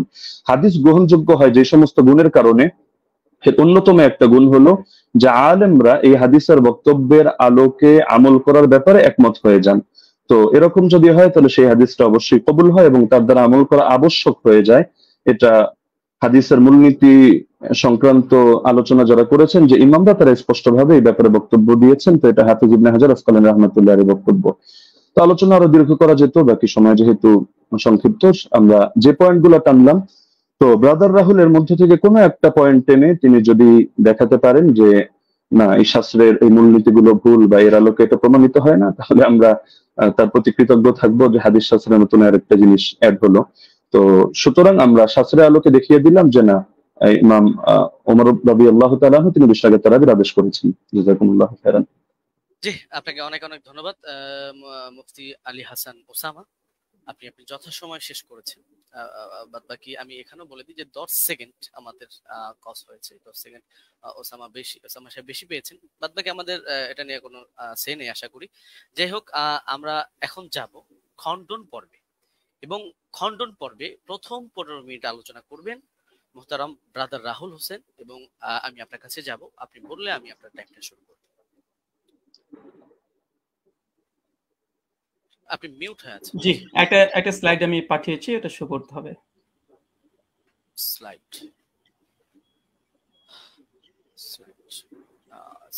এটা কি একটু দেখবেন প্লিজ, এটা কি স্লাইড আপনার? জি জি জি জি জি জি এটাই। জি, আপনি বললে আমি টাইমটা স্টার্ট করব। ওকে, টাইম নাও স্টার্ট। জি, 40 মিনিট। আলহামদুলিল্লাহ, সমস্ত ইনশাআল্লাহ সুবহানাহু ওয়া তাআলার জন্য আমাদের প্রথম পর্ব শেষ হয়েছে। তো মূল বিষয় হচ্ছে, এতক্ষণ আপনারা দেখলেন যে আমাদের উস্তাদজি তিনি তার প্রেজেন্টেশনে 20 রাকাত তারাবির পক্ষে তিনি দলিল উপস্থাপন করেছেন। তবে আমি হতাশ এই জন্য যে 8 রাকাতের পক্ষে আমরা যে হাদিসটা পেশ করেছি মুয়াত্তা মালিক থেকে মাত্র 4টে সনদে, সনদের মধ্যে না কোনো দুর্বলতা আছে, না সনদের মধ্যে কোনো রাবের উপরে আপত্তি আছে, না সনদের মধ্যে কোনো ইনকেতা সূত্র বিচ্ছিন্ন হয়েছে। এবং আমি ওস্তাদজিকে আমার 8টা প্রশ্নের মধ্যে 5 নম্বর প্রশ্ন ছিল এইটা, যে এমন একটি দলিল পেশ করবেন যেখানে সূত্র কোনো ছিন্ন হয়নি, বিচ্ছিন্ন হয়নি, ইনকেতা নেই, সনের মধ্যে কোনো মুনকাতি কোনো সনদ পেশ করবেন না। দুর্ভাগ্যজনক হলে সত্য কথা, আজকে তিনি প্রথম যে দলিলটা পেশ করেছেন, তিনি একটা মুনকাতি একটা দলিল পেশ করেছেন, সূত্র বিচ্ছিন্ন একটা দলিল পেশ করেছেন। এবং এখানে ইয়াহিয়া সাইদ আল কাত্তান থেকে যে রাত পেশ করেছে মুসান্নাফ ইবনে আবি শাইবা থেকে আপনারা দেখেছেন। তো এখানে মুসান্নাফ ইবনে আবি শাইবাতে ইয়াহিয়া সাইদ আল কাত্তান তিনি দাবি করছেন বা বলছেন ইবনে ইয়াজিদ থেকে যে ওমর রাদিয়াল্লাহু তাআলা জামানায় 20 টাকা তারাবির আদেশ দিয়েছে। আমার প্রশ্ন আবারও 9 নম্বর প্রশ্ন একটা যোগ হয়ে গেল, কাকে আদেশ করেছে, কাকে নাম বলতে হবে। মুয়াত্তা মালিকের রিওয়ায়াতে পরিষ্কারভাবে আছে কাকে আদেশ করেছিলেন। 8 টাকাতের পক্ষে ওমর বিন খাত্তাব, সেটা হচ্ছে উবাই বিন কাব আর তামিম আদ-দারিকে। উস্তাদজি যে 20 রাকাতের আদেশের ওমর বিন খাত্তাব থেকে নিয়ে এসেছে, প্রথমটা সনদটা ইনকেতা আছে, সূত্র বিচ্ছিন্ন। ওমর বিন খাত্তাবের রাদিয়াল্লাহু তাআলা জামানা পর্যন্ত ইয়াহিয়া সাইদ আল কাত্তান তিনি পান নাই। আর দ্বিতীয়ত এই হাদিসের মধ্যে আমার দ্বিতীয় একটা প্রথম আরেকটা প্রশ্ন যুক্ত হয়ে যায় যে এখানে কাকে নির্দেশ দিয়েছে, কোন সাহাবীকে, সাহাবীর নাম বলতে হবে। এই পয়েন্টটাকে নোট করে আমি রিবাটল সেশনে উস্তাদের কাছে জবাব আমি আশা করছি। আমি অবাক হয়েছি, দ্বিতীয় অবাক হচ্ছে এটা যে আমার উস্তাদজি তিনি হাদিসটা মুরসাল হককে অস্বীকার করলেন এবং তিনি সঙ্গে সঙ্গে কথা বললেন যারা মুরসাল বলে তারা নাকি জ্ঞান পাপী বা জ্ঞান অল্প স্বল্প বুদ্ধি যারা আছে তারাই নাকি এই হাদিসটাকে ইনকেতা বলে। চলেন এই হাদিসের প্রথমত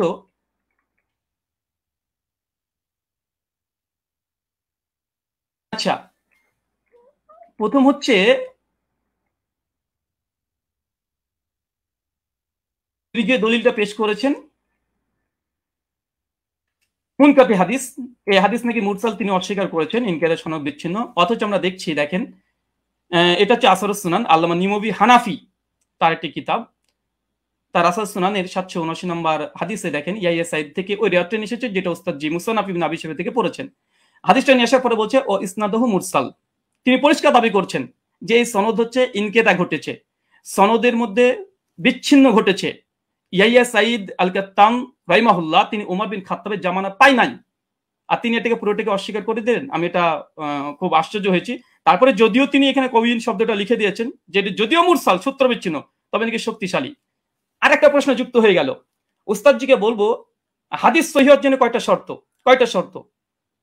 সমস্ত মুসলিম উম্মার ইজমা আছে হাদিস সহিহ হওয়ার জন্য 5টা শর্ত, এবং প্রথম যে শর্ত সেটা হচ্ছে সনদ মানে একদম মুত্তাসিল হতে হবে, সনদের মধ্যে কোনো যেন বিচ্ছিন্নতা না ঘটে, কোনো ইনকেতা না ঘটে, সূত্র যেন বিচ্ছিন্ন না হয়। এর যে হাদিস সহিহ হওয়ার জন্য এটা হচ্ছে ইজমাই শর্ত। সে হানাফি বলেন, আহলে হাদিস, শাফি, মালিকি যেই বলেন, সমস্ত উম্মত একমত হাদিস 5টা শর্তে সহিহ হয়। প্রথম শর্ত হচ্ছে ইত্তেসাল হতে হবে, মুত্তাসিল হতে হবে, সনদ যেন একদম কোনো মাঝখান থেকে চেঞ্জ যেন ব্রেক না করে। অবাক হলাম তিনি এই হাদিস একটা মুরসাল হাদিস তিনি নিজে প্রথমে স্বীকার করে নিয়েছেন কয়েকবার, আবারও স্বীকার করতেও যাচ্ছেন না। অথচ এখানে আসরুস সুনানে আল্লামা নিমবি হানাফি রাহিমাহুল্লাহ তিনি পরিষ্কার দাবি করে নিয়েছেন এই হাদিসের মধ্যে ইনকেতা ঘটেছে, এটা মুরসাল হাদিস, সূত্র বিচ্ছিন্ন হাদিস, তবে কওয়িন, তবে সনদের যে রাবিগুলো আছে এরা শক্তিশালী। হাদিস সহিহ হওয়ার জন্য যেহেতু রিজাল শাস্ত্রের আলোকে এবং হাদিস শাস্ত্রের আলোকে আমাদের দলিল উপস্থাপন করতে হবে। তো হাদিস সহিহ হওয়ার জন্য ওস্তাদ দেখেছি আমার জানার জন্য প্রশ্ন, বিনয়ের সঙ্গে প্রশ্ন, মানে মুত্তাসিল হওয়া এটা শর্ত কি শর্ত একটু জানাবেন 5টা শর্তের মধ্যে। আর এই সনদের মধ্যে যে মুত্তাসিল, এই সনদের মধ্যে বিচ্ছিন্নতা ঘটেনি এটা প্রমাণ পেশ করবেন। চলুন এই দেখেন ইয়াহিয়া সাইদ আল আনসারীর এই বর্ণনাকে বাংলাদেশের জগৎ বিখ্যাত আমাদের আলী হোসেন ওসামা জিরো উস্তাদ জি হবে আমার জানা মতে, না হলেও রুহানি উস্তাদ হবে। দলিল ও নামাজের মাসাল এই বইটা মোটামুটি 4 জন আলেম মিলে লিখেছে, এক মৌলানা তাহিদুল মাওলা, আব্দুল মালিক সাহেব, আব্দুল মতিন সাহেব এবং আবু আকাস মৌলানা, 4 জন মিলে বইটাকে রচনা করেছে। এই তারাবির মাসালাতে 410 নম্বর এবং 411 নম্বর পৃষ্ঠাতে এই দলিলটা নিয়ে এসেছে। নিয়ে আসার পরে এই দলিলটাকে সামনে রেখে তিনি বলছেন যে মুসান্নাফের এই দলিলটা এই বর্ণনাটির সনদ সহিহ, তবে ইয়াহিয়া সাইদ যেহেতু হযরত ওমরের যুগ পাননি, আবার কার কাছ থেকে শুনেছেন তাও বলেনি, এই কারণে এটিকে মুনকাতি সূত্র বিচ্ছিন্ন বলা হয়। তার মানে আমাদের 4 জন সহ লেখা দলিল সহ নামাজের মাসাল এই বইটা মানে আমরা 5 জনের মত পেয়ে গেলাম মোটামুটি, যে হানাফি ভাইদের এবং দেওবন্দীদের ঘটনারই এই সনদকে মুনকাতি সূত্র বিচ্ছিন্নটা স্বীকার করে নিয়েছে। যদি এরা যদি মূর্খ হয় আল্লাহু আলাম বিসওয়াব হতে পারে, আমি এখানে কোনো কমেন্ট করব না। তারপরে তিনি ওসামা উস্তাদজি তিনি যে কথাগুলো বলেছেন টেনে হিসড়ে হাদিসটাকে আবার মানে হাসান করার চেষ্টা করছে, তো মূল কথা সনদের মধ্যে বিচ্ছিন্নতা ঘটেছে এবং হাদিসটার মধ্যে ইনকিতা ঘটেছে। আর বারবার উস্তাদজি বলছে হাদিসটা মুরসাল, আসলে হাদিসটা মুরসাল না মুনকাতে, কারণ এই হাদিসটা মুরসাল হলে নবীর দিকে নিসবত হতো, যখন নবীর দিকে নিসবত না, এটা ওমরের দিকে নিসবত হয়েছে যে ওমর আদেশ করেছে, তা হাদিসটা মুরসাল নাই, বরং এখানে ইনকিতা বলাটাই বেশি যৌক্তিক। মুনকাতি এই হাদিস, তার জন্য এখানে আরেকটা পয়েন্ট দেখে নিন। মুনকাতে হাদিসের ব্যাপারে উস্তাদজি অনেকগুলোই দলিল উপস্থাপন করলেন এবং বিভিন্ন আলেমদের ফতোয়া তিনি নকল করে বোঝানোর চেষ্টা করছিলেন বারবার, যে দেখেন মুনকাতে হাদিসকে অনেকে হাদিসে বা মুরসাল হাদিসকে অনেকেই সহিহ বলার চেষ্টা করছে, এমনকি শেখ আলবানিও বলার চেষ্টা করেছে, তিনি দলিল উপস্থাপন করেছেন। দেখেন এটা তাইসুল মুস্তাহুল হাদিস, এটা হানাফি আলেম সকলেই মানে, এটা বাংলাদেশ থেকে কওমি ঘরানার তারাই ছাপিয়েছে বইটা, রকমারিতে অ্যাভেলেবেল পেয়ে যাবেন। এখানে দেখেন মুনকাতে হাদিসের উদাহরণ একটা দেওয়ার পরে বলছে মুনকাতে হাদিসের হুকুম কি, বলছে উলামায়ে কেরাম এ বিষয়ে একমত, মানে ইজমা দাবি করছে। বিলুপ্ত রাবি অবস্থা অজ্ঞতা থাকার কারণে মুনকাতে হাদিস জয়ীফ হিসেবে গণ্য। এখানে একটা সংক্ষিপ্ত সাধারণ শ্রোতার জন্য বলি যে ইয়াহিয়া সাইদ আল কাত্তান তার ওমর বিন খাত্তাবের জামানায় পায়নি, ওমর বিন খাত্তাবের মৃত্যুর প্রায় 40 থেকে 50 বছর পর এই রাবি জন্মগ্রহণ করেছে, ওমর বিন খাত্তাব জামানায় পায়নি। তিনি কিভাবে বলে দিলেন যে ওমরের জামানাতে অমুক অমুক ব্যক্তি, আবার নাম উল্লেখ নেই যে কাকে নির্দেশ দিয়েছে, নাম উল্লেখ নেই হাদিসে যে 20 টাকাতের আদেশ করেছে।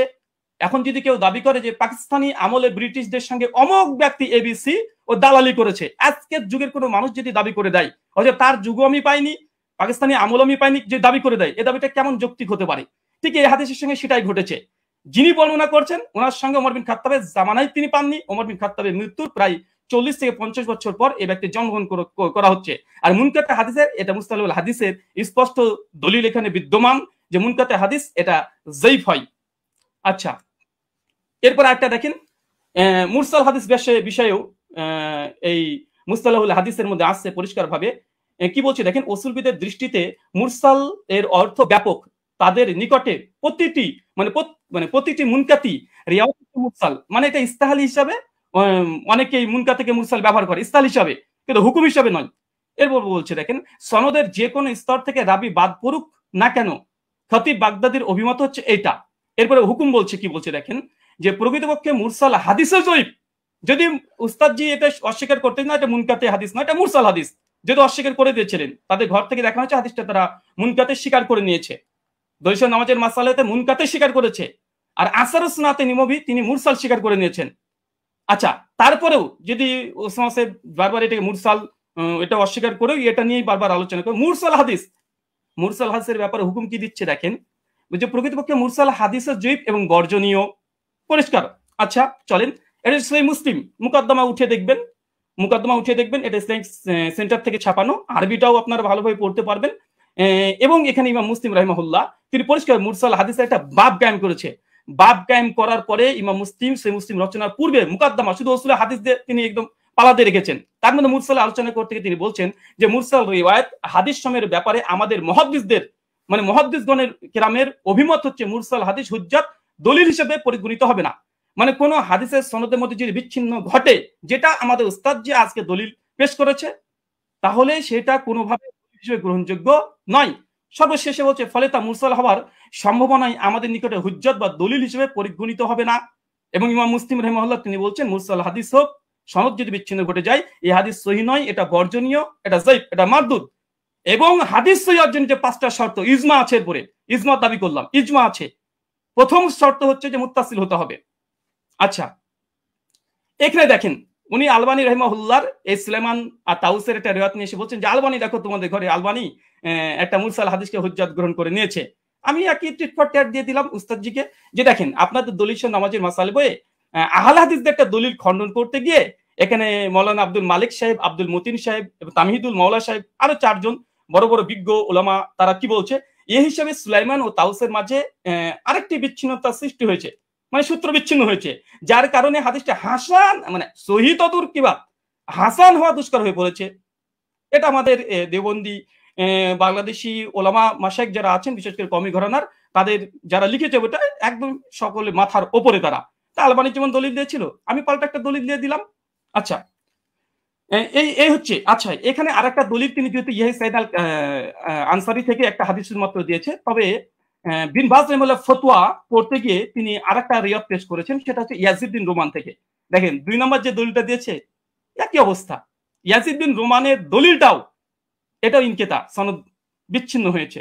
এবং আমার চ্যালেঞ্জ ছিল উস্তাদজিকে, বা আমার অনুরোধ ছিল যে উস্তাদজি এমন একটা দলিল পেশ করবেন যার মধ্যে কোনো বিচ্ছিন্নতা ঘটেনি, কোনো ইরসাল হয়নি, এবং এমন একটা হাদিস পেশ করলেন যে হাদিসে কাকে যে আদেশ করা হয়েছে তার নাম উল্লেখ নেই, অথচ মুয়াত্তা মালিক আলহামদুলিল্লাহ সনদের মধ্যে কোনো ইরসাল নেই, ইনকেতা ঘটেনি, সনদের মধ্যে কোনো রাবির উপরে জাররা পরিমাণে কোনো জারা নেই, সনদে কোন ব্যক্তিকে কোন সাহাবী ওমর বিন খাত্তাব 8 টাকা তারাবির আদেশ করেছে সেটাও মজুদ আছে আলহামদুলিল্লাহ।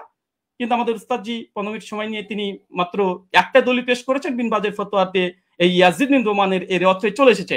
এটাই একই অবস্থা। কি বলছেন দেখেন, 200 নামাজের মাসালাতেই বলছে, কি বলছে, এটিও একজন তাবিজ সাক্ষ্য, মুহাদ্দিসগণের পরিভাষা অনুযায়ী বা এটাকে মুনকাতি মুরসাল বলা হয়, কারণ ইয়াজিদ ইবনে রোমান হযরত ওমরের যুগ পাননি, একই সমস্যা, এটাকে যঈফ বলা উচিত নয়। তারপরে মাসলাকে হানাফির নিকটে যেহেতু মুরসাল হাদিস হুজ্জাত, যঈফ হাদিস হুজ্জাত, ফজিলতের ক্ষেত্রে যঈফ হাদিস হুজ্জাত, তার মানে এখান থেকে বোঝা গেল যে আহলে হাদিসরা যে দলিল পেশ করেছে আলহামদুলিল্লাহ এর মধ্যে কোনো বিচ্ছিন্নতা নেই। আমাদের হানাফি ভাইদের পক্ষ থেকে যে দলিলটা আমরা পেয়েছি প্রথম পর্বেই, কারণ প্রথম দলিল মানে মজবুত দলিল দেয় মানুষ, প্রথম যেটা দেয় সেটা মজবুতই দেয়, কিন্তু দুর্ভাগ্য সনদের মধ্যে বিচ্ছিন্নতা ঘটে গেছে, সনদের মধ্যে ইনকেতা ঘটে গেছে, মাকড়সার জালের মতো দুর্বল একটা সনদ দিয়ে এটাকে আজকে দাবি হিসাবে দলিল পেশ করা, ওস্তাদজির কাছে আমি বিষয়টা একটু কেমন ভাবে মনে হচ্ছে, যেটা কেমন ঘটে গেল যে প্রথম সনদেই এরকম একটা ঘটনা ঘটে যাবে। আচ্ছা, 2 নম্বর, আমার উস্তাদজি জাস্ট 2টো দলিলই পেশ করেছে তার প্রেজেন্টেশনে, 2টো দলিল এখানে আমি খণ্ডন করেছি। তাছাড়া তিনি আদার্স যে কথা না, তিনি তেমন কোনো কথা বলেনি, 2টো হাদিস নিয়ে, আর মুনকাতে হাদিস হুজ্জাত বা মুরসাল হাদিস হুজ্জাত তিনি এই বিষয়ে কথা বলতে চেয়েছেন। আমিও দেখিয়েছি যে ইমাম মুসলিমের নিকটে মুরসাল মুনকাতে হাদিস মানে গ্রহণযোগ্য নয়। তাছাড়া দলিল নামাজের মাসালাতে স্বয়ং আব্দুল মতিন সাহেব একটা সূত্র বিচ্ছিন্ন হওয়ার কারণে আহলেসের একটা দলিলকে বাতিল ঘোষণা করে দিয়েছে, হাসান হওয়া দুষ্কর বলে দিয়েছে।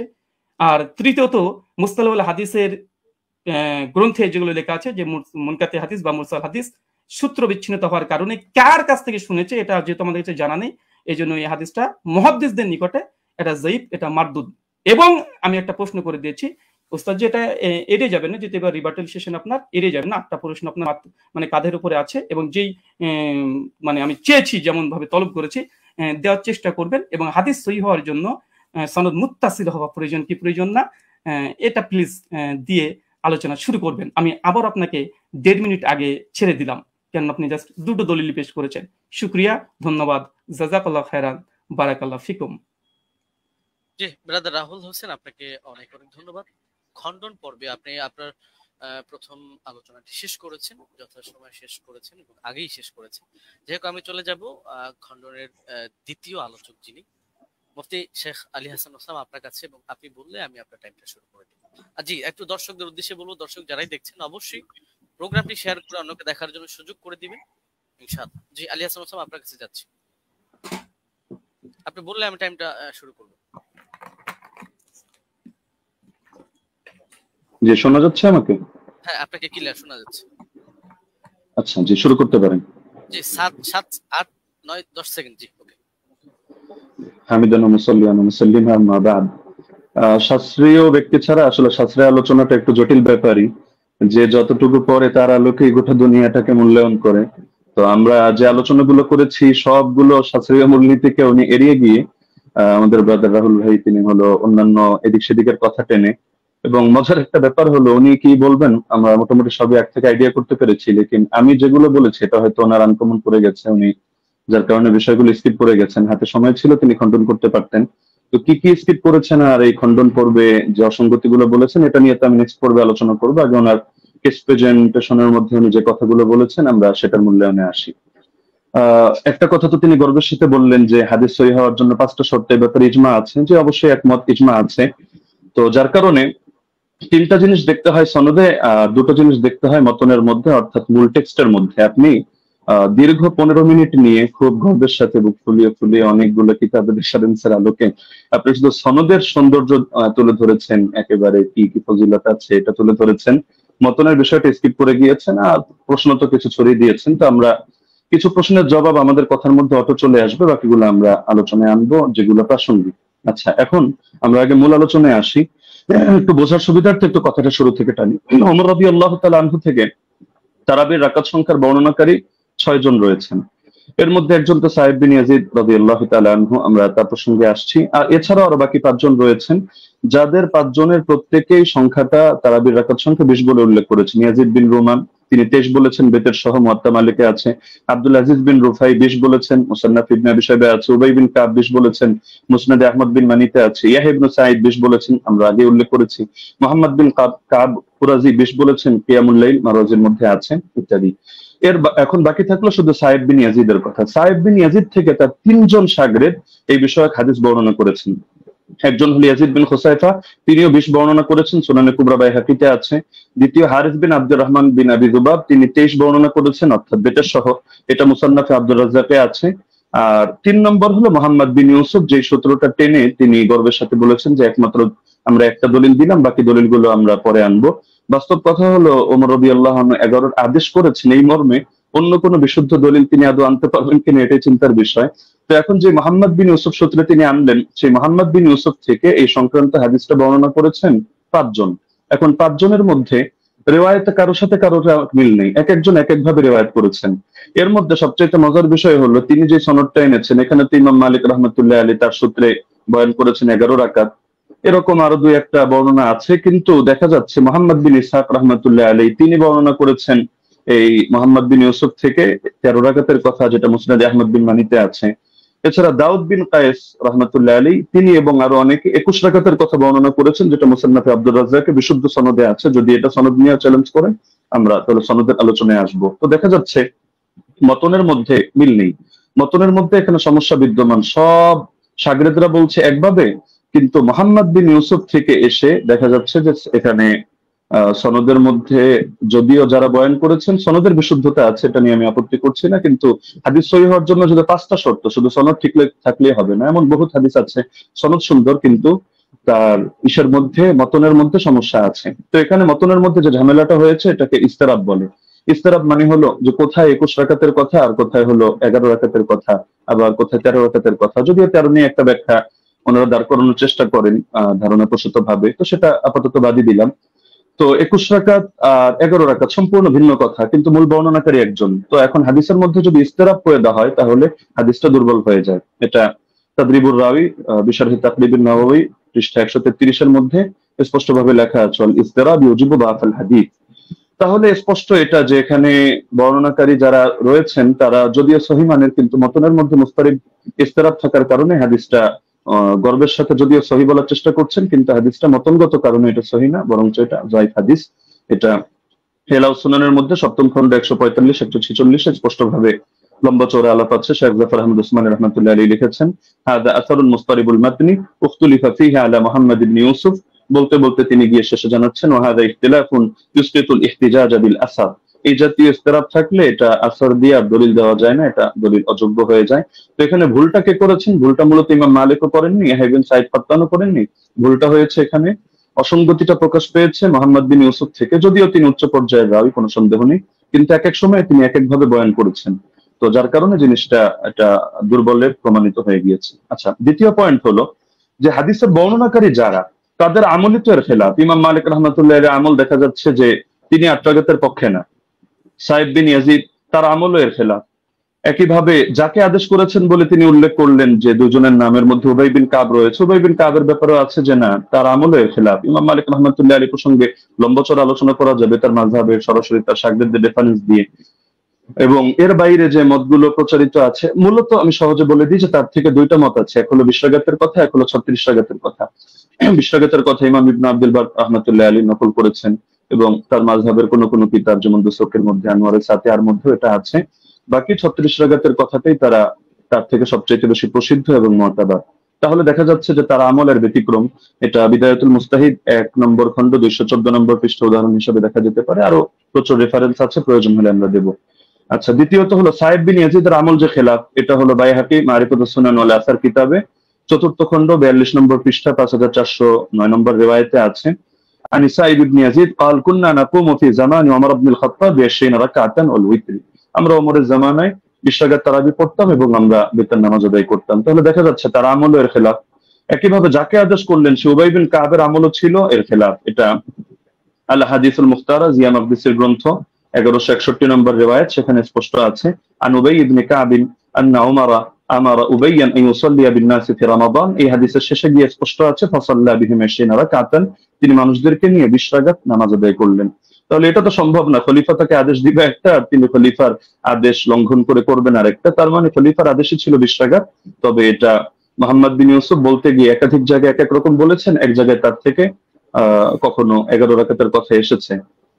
আচ্ছা, মুসান্নাফে আব্দুর রাজ্জাক গ্রন্থের মধ্যে উবাই বিন কাবের এই রিওয়ায়াত আছে 7730 নম্বর হাদিস। সেখানেও দেখা যাচ্ছে যে আন্না উমর জামা الناس في رمضان على ابي بن كعب وعلى تميم الداري على 21 রাকাতান।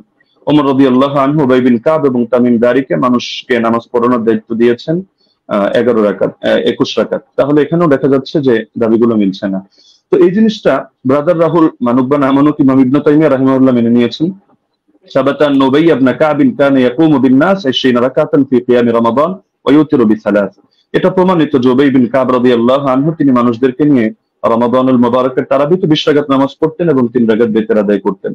তাহলে ইমাম ইবনে তাইমিয়া রাহিমাহুল্লাহর বক্তব্য দ্বারা স্পষ্ট হয়ে যাচ্ছে। তো একটা মূলনীতি হলো, যদি বর্ণনাকারীর আমল তার বর্ণনার খেলাফ হয় তাহলে এর দ্বারা বোঝা যায় যে বর্ণনাটি আসলে এতে দুর্বলতা রয়ে গিয়েছে। আমলুর রাওয়ি আও ফাতওয়াহু বিখিলাফিল হাদিস আল্লাযী রাওয়াহু ইসকিতুল ইহতিজাজ বিল হাদিস। এটা আমরা যেহেতু সময় কম আমরা শুধু রেফারেন্স গুলো দিয়ে দিচ্ছি, আপনারা ক্রস চেক দিয়ে নিতে পারেন। কাশফুল আসরার 3 নম্বর খণ্ড 63 পৃষ্ঠা, উসুলুস সারাফসি 2 নম্বর খণ্ড 5 নম্বর পৃষ্ঠা, আল কাফি 3 নম্বর খণ্ড 1354 পৃষ্ঠা, আল ফুসুল ফিল উসুল 3 নম্বর খণ্ড 203 নম্বর পৃষ্ঠা, আত তাকরীর ওয়া তাহদীব 2 নম্বর খণ্ড 266 পৃষ্ঠা, আত তাওবীহ 2 নম্বর খণ্ড 25 নম্বর পৃষ্ঠা, ফাওয়াতিহুর রাহমুদ 2 163, কাওয়াইদ ফি উলুমিল হাদিস 202 নম্বর পৃষ্ঠা, শারহুল মানাব 661, আল বাহরুল মুহিত 3 নম্বর খণ্ড 246 পৃষ্ঠা, আল ইহকাম বিল আমিরি 2 নম্বর খণ্ড 165 নম্বর পৃষ্ঠা। এমনকি গায়রে মুকাল্লিদ আলেম শেখ ইব্রাহিম শিয়ালকোটি রাহিমাহুল্লাহ তিনিও এটা স্পষ্ট স্বীকার করেছেন ইনারাতুল মাসাবি গ্রন্থে, যেটা তারাবি শীর্ষক 29 নম্বর পৃষ্ঠায়। अगर रावी का अमल उसकी रिवायत के खिलाफ हो तो उसकी रिवायत काबिल अमल ना होगी। स्पष्ट কথা। 3 নম্বর পয়েন্ট হলো 20 রাকাত তারাবির বিষয়টা তো উম্মতের তাআমুল উম্মতের ঐকমত্যের দ্বারা প্রমাণিত। সুতরাং যদি আমরা তর্কের খাতিরে এটা তো আমরা দেখালাম যে আসলে ওনার মতনের সমস্যার কারণে ওনার হাদিসটা যতই মুয়াত্তা মালিক বলুক আর যে কিতাবের নামই বলুক, কিন্তু মুয়াত্তা মালিক হওয়ার মানে তো এটা না যে প্রতিটা হাদিসের কোনো জায়গায় কোনো ধরনের কোনো অসঙ্গতি নেই, কোথাও কোনো মতনের মধ্যে ইস্তেরাব নেই, এমন কথা কেউ দাবি করার সুযোগও নেই। তো যদি কেউ দাবি করেও থাকে যে তিনি একসময় 11 রাকাত আদেশ করেছিলেন তর্কের খাতিরে মানলেও, তাহলে ইমামরা ব্যাখ্যা দিয়ে গিয়েছেন। যেমন ইমাম ইবনে আব্দুল বার মালিক রাহমাতুল্লাহ আলাইহি ব্যাখ্যা দিয়েছেন যে এটা মানসুখ। শুরুতে হয়তো তিনি 11 রাকাতের দিয়েছিলেন, এরপর তিনি 21 রাকাতের কথা বলেছেন। এটা আল ইস্তিযকার 2 নম্বর খণ্ড 68 নম্বর পৃষ্ঠায় আছে। একইভাবে ইমাম বাজি রাহিমাহুল্লাহ তার মন্তব্য একই, আল মুনতাকা 2 নম্বর খণ্ড 208 নম্বর পৃষ্ঠা। ইমাম আদাউই, ইমাম ইবনে হাবিব তারাও বলে গিয়েছেন, যেটা হাশিয়াতুল আদাউই আলা কিফায়াতুত তালিব 1 নম্বর খণ্ড 353 নম্বর পৃষ্ঠার মধ্যে বিদ্যমান আছে। মজার বিষয় হলো এই কারণেই ব্রাদার রাহুল যে মত পোষণ করুক না কেন, 4 মাযহাবের কেউই 8 রাকাত সুন্নাত হওয়ার ফতোয়া প্রদান করেননি।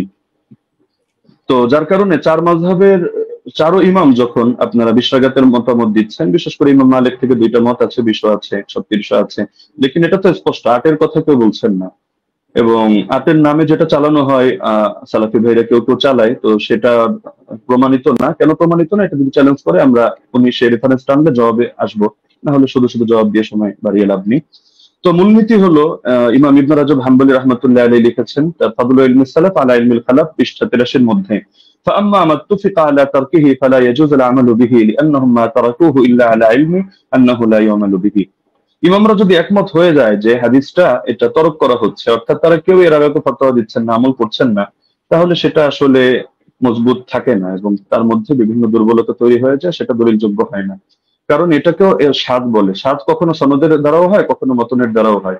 তিনি তার কিতাব শারহুল ইলাল তিরমিজির মধ্যে 2 নম্বর খণ্ড 624 নম্বর পৃষ্ঠা, এই কিতাবগুলোর নাম তো অবশ্যই ব্রাদার রাহুল শোনার কথা, এই পৃষ্ঠাগুলো পড়েছেন কিনা আমি জানি না, না হলে আপনি প্রয়োজনে এগুলো চেক দিয়ে আপনি মন্তব্য করতে পারেন। যে তিনি লিখেছেন ওমা হুয়া শাযুল মাতনি কাল আহাদিস আল্লাতী সাহহাতিল আহাদিস বিখিলাফিহা ওয়া আজমাআত আইম্মাতুল উলামা আলাল কওলি বিগাইরিহা। যে হাদিসের ক্ষেত্রে দেখা যাচ্ছে যে উম্মতের আলেমদের মধ্যে যারা ইমাম তারা এর বিপরীত ফতোয়া দিচ্ছেন, সেই ক্ষেত্রে সেই হাদিসের মতনকে শায হিসাবে বিবেচনা করা হয়। অর্থাৎ শায যদি কোনো হাদিসের মতনকে বলা হয় তাও সেটা সহিহ থাকে না। তাহলে দেখা যাচ্ছে যে যদি উনি পয়েন্ট বলেছেন অনেকগুলো এবং গর্বের সাথে বলেছেন, কিন্তু সবগুলো মিলে উনি সনদের আলোচনায় সীমাবদ্ধ থেকেছেন, মতনের আলোচনায় আসেননি। আমরা মতন থেকে কয়েকটা পয়েন্ট দেখালাম, আরো অনেক পয়েন্ট দেখানো সম্ভব। যে উনি যে হাদিসটা দেখিয়েছেন এটা মুস্তারিদ একটা হাদিস। আচ্ছা, এখন প্রাসঙ্গিকভাবে কয়েকটা আলোচনা করে ফেলি যেহেতু হালকা সময় বাকি আছে। তিনি মুরসাল না মুনকাতি এটা নিয়ে একটু জ্ঞান দেওয়ার চেষ্টা করেছেন, যে এটাকে আমি কেন মুরসাল বললাম, মুনকাতি বলা উচিত ছিল। আসলে কোন জায়গায় কোন শব্দ ব্যবহার হবে এটা পরিভাষাগুলো একটু বিস্তরভাবে পড়া লাগে। শুধু একটা তাফসীর মুস্তালাহুল হাদিস পড়েই ইমাম আর ফকি হয়ে গেলে তো মুশকিল ব্যাপার। যেমন আমি আপনাকে প্রসিদ্ধ কিতাব যেটা আপনারা পড়েন নুকাত আলা মুকাদ্দিমাত ইবনে সালাহ 1 নম্বর খণ্ড 447 পৃষ্ঠা দেখবেন। একইভাবে আল ইবহাজ 2 নম্বর খণ্ড 339 পৃষ্ঠা দেখবেন। এবং শারহে মুসলিমের মধ্যে নববীও বলেছেন যে আম্মাল মুরসাল فهو عند الفقهاء والأصوليين والخطيب البغدادي وجماعة من المحدثين من قطع إسناده على أي وجه كان انقطاعه فهو عندهم بمعنى المنقطع। ফকিহদের দৃষ্টিতে, উসুলিয়িনদের দৃষ্টিতে, খতিব বাগদাদের দৃষ্টিতে এবং একদল মুহাদ্দিসদের দৃষ্টিতে মুরসালের সংজ্ঞা হলো যে সনদের মধ্যে যেভাবেই বিচ্ছিন্নতা হোক না কেন, ইনকাতা যেভাবেই হোক না কেন, এটা মাঝেই হোক আর শেষেই হোক, রাসূলের আগেই হোক আর সাহাবীর আগেই হোক, বাস সেটাকেই তারা মুনকাতি হিসেবে বলে থাকেন। তো এটা একটা তাদের ইসতিলাহগত বিষয়। তো সুতরাং এই জিনিসটা মানে মুরসাল বলা উচিত ছিল না, মুনকাতি বলা দরকার ছিল, বিষয়টা এমন না। আচ্ছা, উনি যে নিমাউই রাহিমাহুল্লাহর হাওয়ালা দিলেন আথারুস সুনান থেকে, উনি আরবি যেহেতু পড়তে পারেন টুকটাক, উনি তো এটা দেখার কথা যে ইমাম নিমাউই রাহিমাহুল্লাহ তিনি শুধু এতটুকুই বলেন নাই যে হাযা মুরসালুন কাওয়ি, যে হাদিসটা মুরসাল, হাদিস শক্তিশালী, বরং যে মূলনীতিটা আমরা এনেছি ইমাম ইরাকির হাওয়ালায়, যে তাবেঈ যদি সাহাবীর থেকে কোনো ঘটনা বয়ান করে যেটা তার জামানায়ও জারি ছিল, তাহলে সেটাকে বাহ্যিকভাবে মুরসাল ধরা হলেও কিন্তু হুকুমের বিবেচনায় মুত্তাসিল ধরা হয়। আমরা তো আলোচনা করছি শাস্ত্রীয় মূলনীতির আলোকে হুকুম প্রসঙ্গে। তো এই মূলনীতিটা আপনি যে কিতাবের হাওয়ালা দিলেন এবং মজার বিষয় যে স্ক্রিনশট দিলেন, আপনি এটাই যদি ভালো করে দেখেন টিকার মধ্যে খুঁজে পাবেন। তো দেখা যাচ্ছে আপনি একাংশ পরে তাড়াহুড়ো করে রেফারেন্স দিয়ে দিলেন, কিন্তু এটা আপনার নজরের বাইরে চলে গেল, যার কারণে নিমাউইকে আমার বিরুদ্ধে দাঁড় করিয়ে দিলেন। দ্বিতীয়ত দলিল সহ আমাদের মাসাইল কিতাবটাকে আমার বিরুদ্ধে দাঁড় করালেন। তবে মজার বিষয় হলো আপনি এই জিনিসটা খেয়াল করলেন না যে আমি বারবার বলছি যে বাহ্যিকভাবে দেখতে মুনকাতি, সূত্র বিচ্ছিন্ন, তবে আমরা হুকুম নিয়ে আলোচনা করছি যে হুকুমের বিবেচনায় যেমন মারফুয়ে হুকমি, তো এই শব্দ আপনার শোনার কথা যে অনেক হাদিস এটা মারফু না, মানে আল্লাহ রাসূলের দিকে নিসবত করে সাহাবী বলেন নাই, কিন্তু সাহাবী বলেছেন স্বাভাবিক তার উক্তি হিসাবে। কিন্তু আমরা যখন বিবেচনা করছি আমরা বলছি মারফুয়ে হুকমি, মানে দেখতে যদিও এটা মাওকুফ হাদিস, সাহাবীর বর্ণনা, সাহাবীর উক্তি, কিন্তু হুকুমের বিবেচনায় এটা হলো মারফু, অর্থাৎ আমরা এটাকে মারফু হিসাবে বিবেচনা করব। এখন যদি আপনি এক কিতাব খুলে দেখেন, দেখো সে তো মাওকুফ বলেছে, অথবা আপনি এখন তাহলে মারফু বলছেন কিভাবে, তাহলে বলতে হবে ভাই বিবেচনা বোধের পার্থক্য তো আপনাকে বুঝতে হবে। একটা জাহিরি এতেবার, একটা হাকিকি এতেবার। জাহিরি বিবেচনায় হাদিসটাকে আপনার মুনকাতি মনে হতে পারে, কিন্তু আপনি শাস্ত্রের কথায় যখন আসবেন, শিরোনামে যেহেতু শাস্ত্রীয় আলোচনা, তো আপনি শাস্ত্র দিয়ে দেখতে হলে আপনি শাস্ত্রের মূলনীতির আলোকিত বিবেচনা করতে হবে, না হলে মূলনীতিকে চ্যালেঞ্জ করেন। আপনি অমুক কিতাবে এটা আছে, তমুক কিতাবে এটা আছে, শুধু এতটুকু বললে যথেষ্ট না, আপনাকে মাথায় রাখতে হবে একটা শাস্ত্র পরিগণিত হয় টোটাল পুরো বিষয়টাকে সামনে রেখে। কোরআনের এক আয়াত আর এক আয়াতের তাফসীর হয়, না হলে আপনি এক আয়াত দিয়ে মতকেও বৈধ করে দিতে পারবেন, আর এক আয়াত দিয়ে জিহাদকেও নিষিদ্ধ করে সব জায়গায় সবরের আদেশ দিতে পারবেন, কিন্তু পুরো সামগ্রিক ভান্ডারকে, শাস্ত্রকে সামনে রেখে আপনার সিদ্ধান্তে আসতে হবে। এই জিনিসটা যদি না বোঝেন তাহলে শুধু আবেগী কিছু কথা বলবেন বা একটু ইমোশনাল কিছু লেকচার হবে, লেকিন এর দ্বারা শাস্ত্রীয় কোনো কথা হবে না। তো যেহেতু সারা দেশ এটা দেখছে এবং আলেম ওলামা তালিবুল ইলম সবাই মূল্যায়ন করছে, সুতরাং আমার অনুরোধ থাকবে নেক্সট পর্বে আপনি শাস্ত্রীয় আলোকে এই মূলনীতিগুলো চ্যালেঞ্জ করেন। ধন্যবাদ, জাযাকাল্লাহ। আমি কারেক্ট টাইম শেষ করলাম। জি, মোহতরম আলী হাসান ওসমান, আপনাকে অনেক অনেক ধন্যবাদ। আমি আরেকটি জিনিস আপনাদেরকে মনে করিয়ে দিতে চাই যে আপনাদের জন্য আমাদের পক্ষ থেকে 2 মিনিট সময় ছিল বা আছে। আরেকটি খণ্ডন পর্ব আছে, আপনারা চাইলে 2 মিনিট আপনারা ব্যবহার করতে পারেন। আমি দ্বিতীয় খণ্ডন পর্বটি যাচ্ছি এবং এই খণ্ডন পর্বর পরেই আমাদের কোনো খণ্ডন পর্ব থাকছে না, একটাই লাস্ট। আমি প্রথমে চলে যাব ব্রাদার রাহুল হোসেন আপনার কাছে, এবং আপনি বললে আমি টাইমটা শুরু করে দেব। একটা স্লাইড পড়েছি, স্লাইড 8 লেখা আছে, 8 লেখা আছে, দেখেন। জি, পেয়েছি। জি, স্ক্রিনে নিয়ে আসতে হবে। আচ্ছা, সময় স্টার্ট নাও। জি সো বিসমিল্লাহ। সম্মানিত দর্শক মন্ডলী, উস্তাদজি যেটা শেষ করেছেন সেটা দিয়ে শুরু করবো। উনি বললেন যে পারলে ওসুলকে চ্যালেঞ্জ করতে। আমি চ্যালেঞ্জ করে দিয়েছি। উস্তাদজি আমার 8টা অভিযোগের 2টা পয়েন্টে জবাব দেয়নি এবং বলেছিল জবাব দেবে, এবং আমি নাকি স্বাস্থ্য সম্পর্কে তেমন না জানলে এটা সমস্যা, কিন্তু কোথায় যে সমস্যা তিনি এখন পর্যন্ত বলেননি। এটা একটা কেমন হয়ে গেল। উস্তাদজিকে আবার বলে দিয়ে ওসুলকে চ্যালেঞ্জ করেছি, একটু শুনবেন। আমি আপনাকে বলেছিলাম যে হাদিস সহিহ হওয়ার জন্য ইজমাই ওসুল হচ্ছে 5খানা শর্ত লাগবে। প্রথম হচ্ছে মুত্তাসিল হওয়া, সনদের মধ্যে শক্তিশালী হওয়া, সনদের মধ্যে বিচ্ছিন্ন যেন না হয়, এবং দেখানো হয়েছে যে সনদের মধ্যে বিচ্ছিন্নতা আছে। ইয়াহি সাইদ আল কাত্তান উমর বিন খাত্তাবের যুগ পান নাই। এটা হুকমান মারফু বা আপনি যতই প্রমাণ করার চেষ্টা করেন না কেন, কোনোভাবেই এটা প্রমাণ করা সম্ভব নয় যে সনদের মধ্যে ইনকেতা ঘটেনি, যেটা আমি দেবন্দি হানাফি বেল কিতাব থেকে দেখিয়েছি। 2 নম্বর বিষয়, এখানে তিনি আমাকে যে কথাটা আবার বলতে চাইলেন সেটা হাদিস সাজ হওয়া, এবং এর সঙ্গে সঙ্গে বললেন দেখেন 8 টাকাতে তারাবি যেটা দাদা রাহুল পেশ করেছেন সেটা মুয়াত্তা মালিক থেকে, আর মুয়াত্তা মালিকের সনদের রাবিদের মধ্যে কোনো সমস্যা নেই।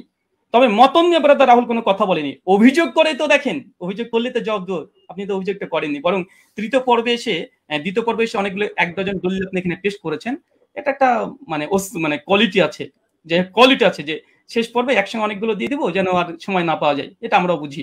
চলেন আপনার সেটার জবাব দিয়ে দিই। উনি বললেন যে মোহাম্মদ বিন ইউসুফ থেকে 3 জন, সাইদ বিন ইয়াজিদ থেকে টোটাল 6 জন হাদিস বর্ণনা করেছে তারাবি 20 রাকাতের টোটাল তারাবি রাকাত সংখ্যার উপরে। তার মধ্যে মোহাম্মদ বিন ইউসুফ একজন, যিনি 3 জন হাদিস বর্ণনা করেছে মোহাম্মদ বিন ইউসুফ থেকে। এক ইমাম মালিক যিনি 11 রাকাতের কথা বলেছে, যেটা আমার দলিল দেখিয়েছি। উনি বলেন মোহাম্মদ বিন ইবনে ইসহাক উনি 13 রাকাত, আর দাউদ বিন কায়েস তিনি 21 রাকাত। অতএব এখানে ইজতিরাব ঘটেছে। বাহ, চমৎকার। উস্তাদজিকে বলবো আর একটু পড়াশোনা করতে হবে। শুধু মোহাম্মদ বিন ইউসুফ থেকে মাত্র 3 জন নয়, টোটাল ব্যবহার করেছে 8 জন হাদিস। আপনার সামনে স্ক্রিন দেখতে পাচ্ছেন। ইয়াহিয়া সাইদ আল কাত্তানের মতো মুহাদ্দিস আপনি যার কথা বলেন উনিও ব্যবহার করেছেন। উনি মোহাম্মদ বিন ইউসুফ থেকে 11 রাকাতের কথা আদেশ করেছেন, যেটা মুসনাদ ইবনে আবি শাইবাতে রিয়াত স্পষ্ট সেই সনদে প্রমাণ আছে। যদি সম্ভব হয় একটা কিলো কাল করে দেখাবেন, আমি স্ক্রিন নিয়ে আসছি। 2 ইমাম মালিক তো দেখলেন একটু আগে, ইসমাইল বিন জাফর তিনিও বর্ণনা করেছেন 4, ওসমান ইবনে যায়েদ আল লাইসি তিনিও বর্ণনা করেছেন 11 রাকাত, ইসমাইল বিন উমাইয়া তিনিও 11 রাকাত, আব্দুল আজিজ বিন মুহাম্মদ তিনিও 11 রাকাত। টোটাল মোহাম্মদ বিন ইউসুফের 8 জন শাগরেদ। পয়েন্ট টু বি নোটেড, ভালোভাবে দেখেন, গেম ঘুরে যাবে এখান থেকে।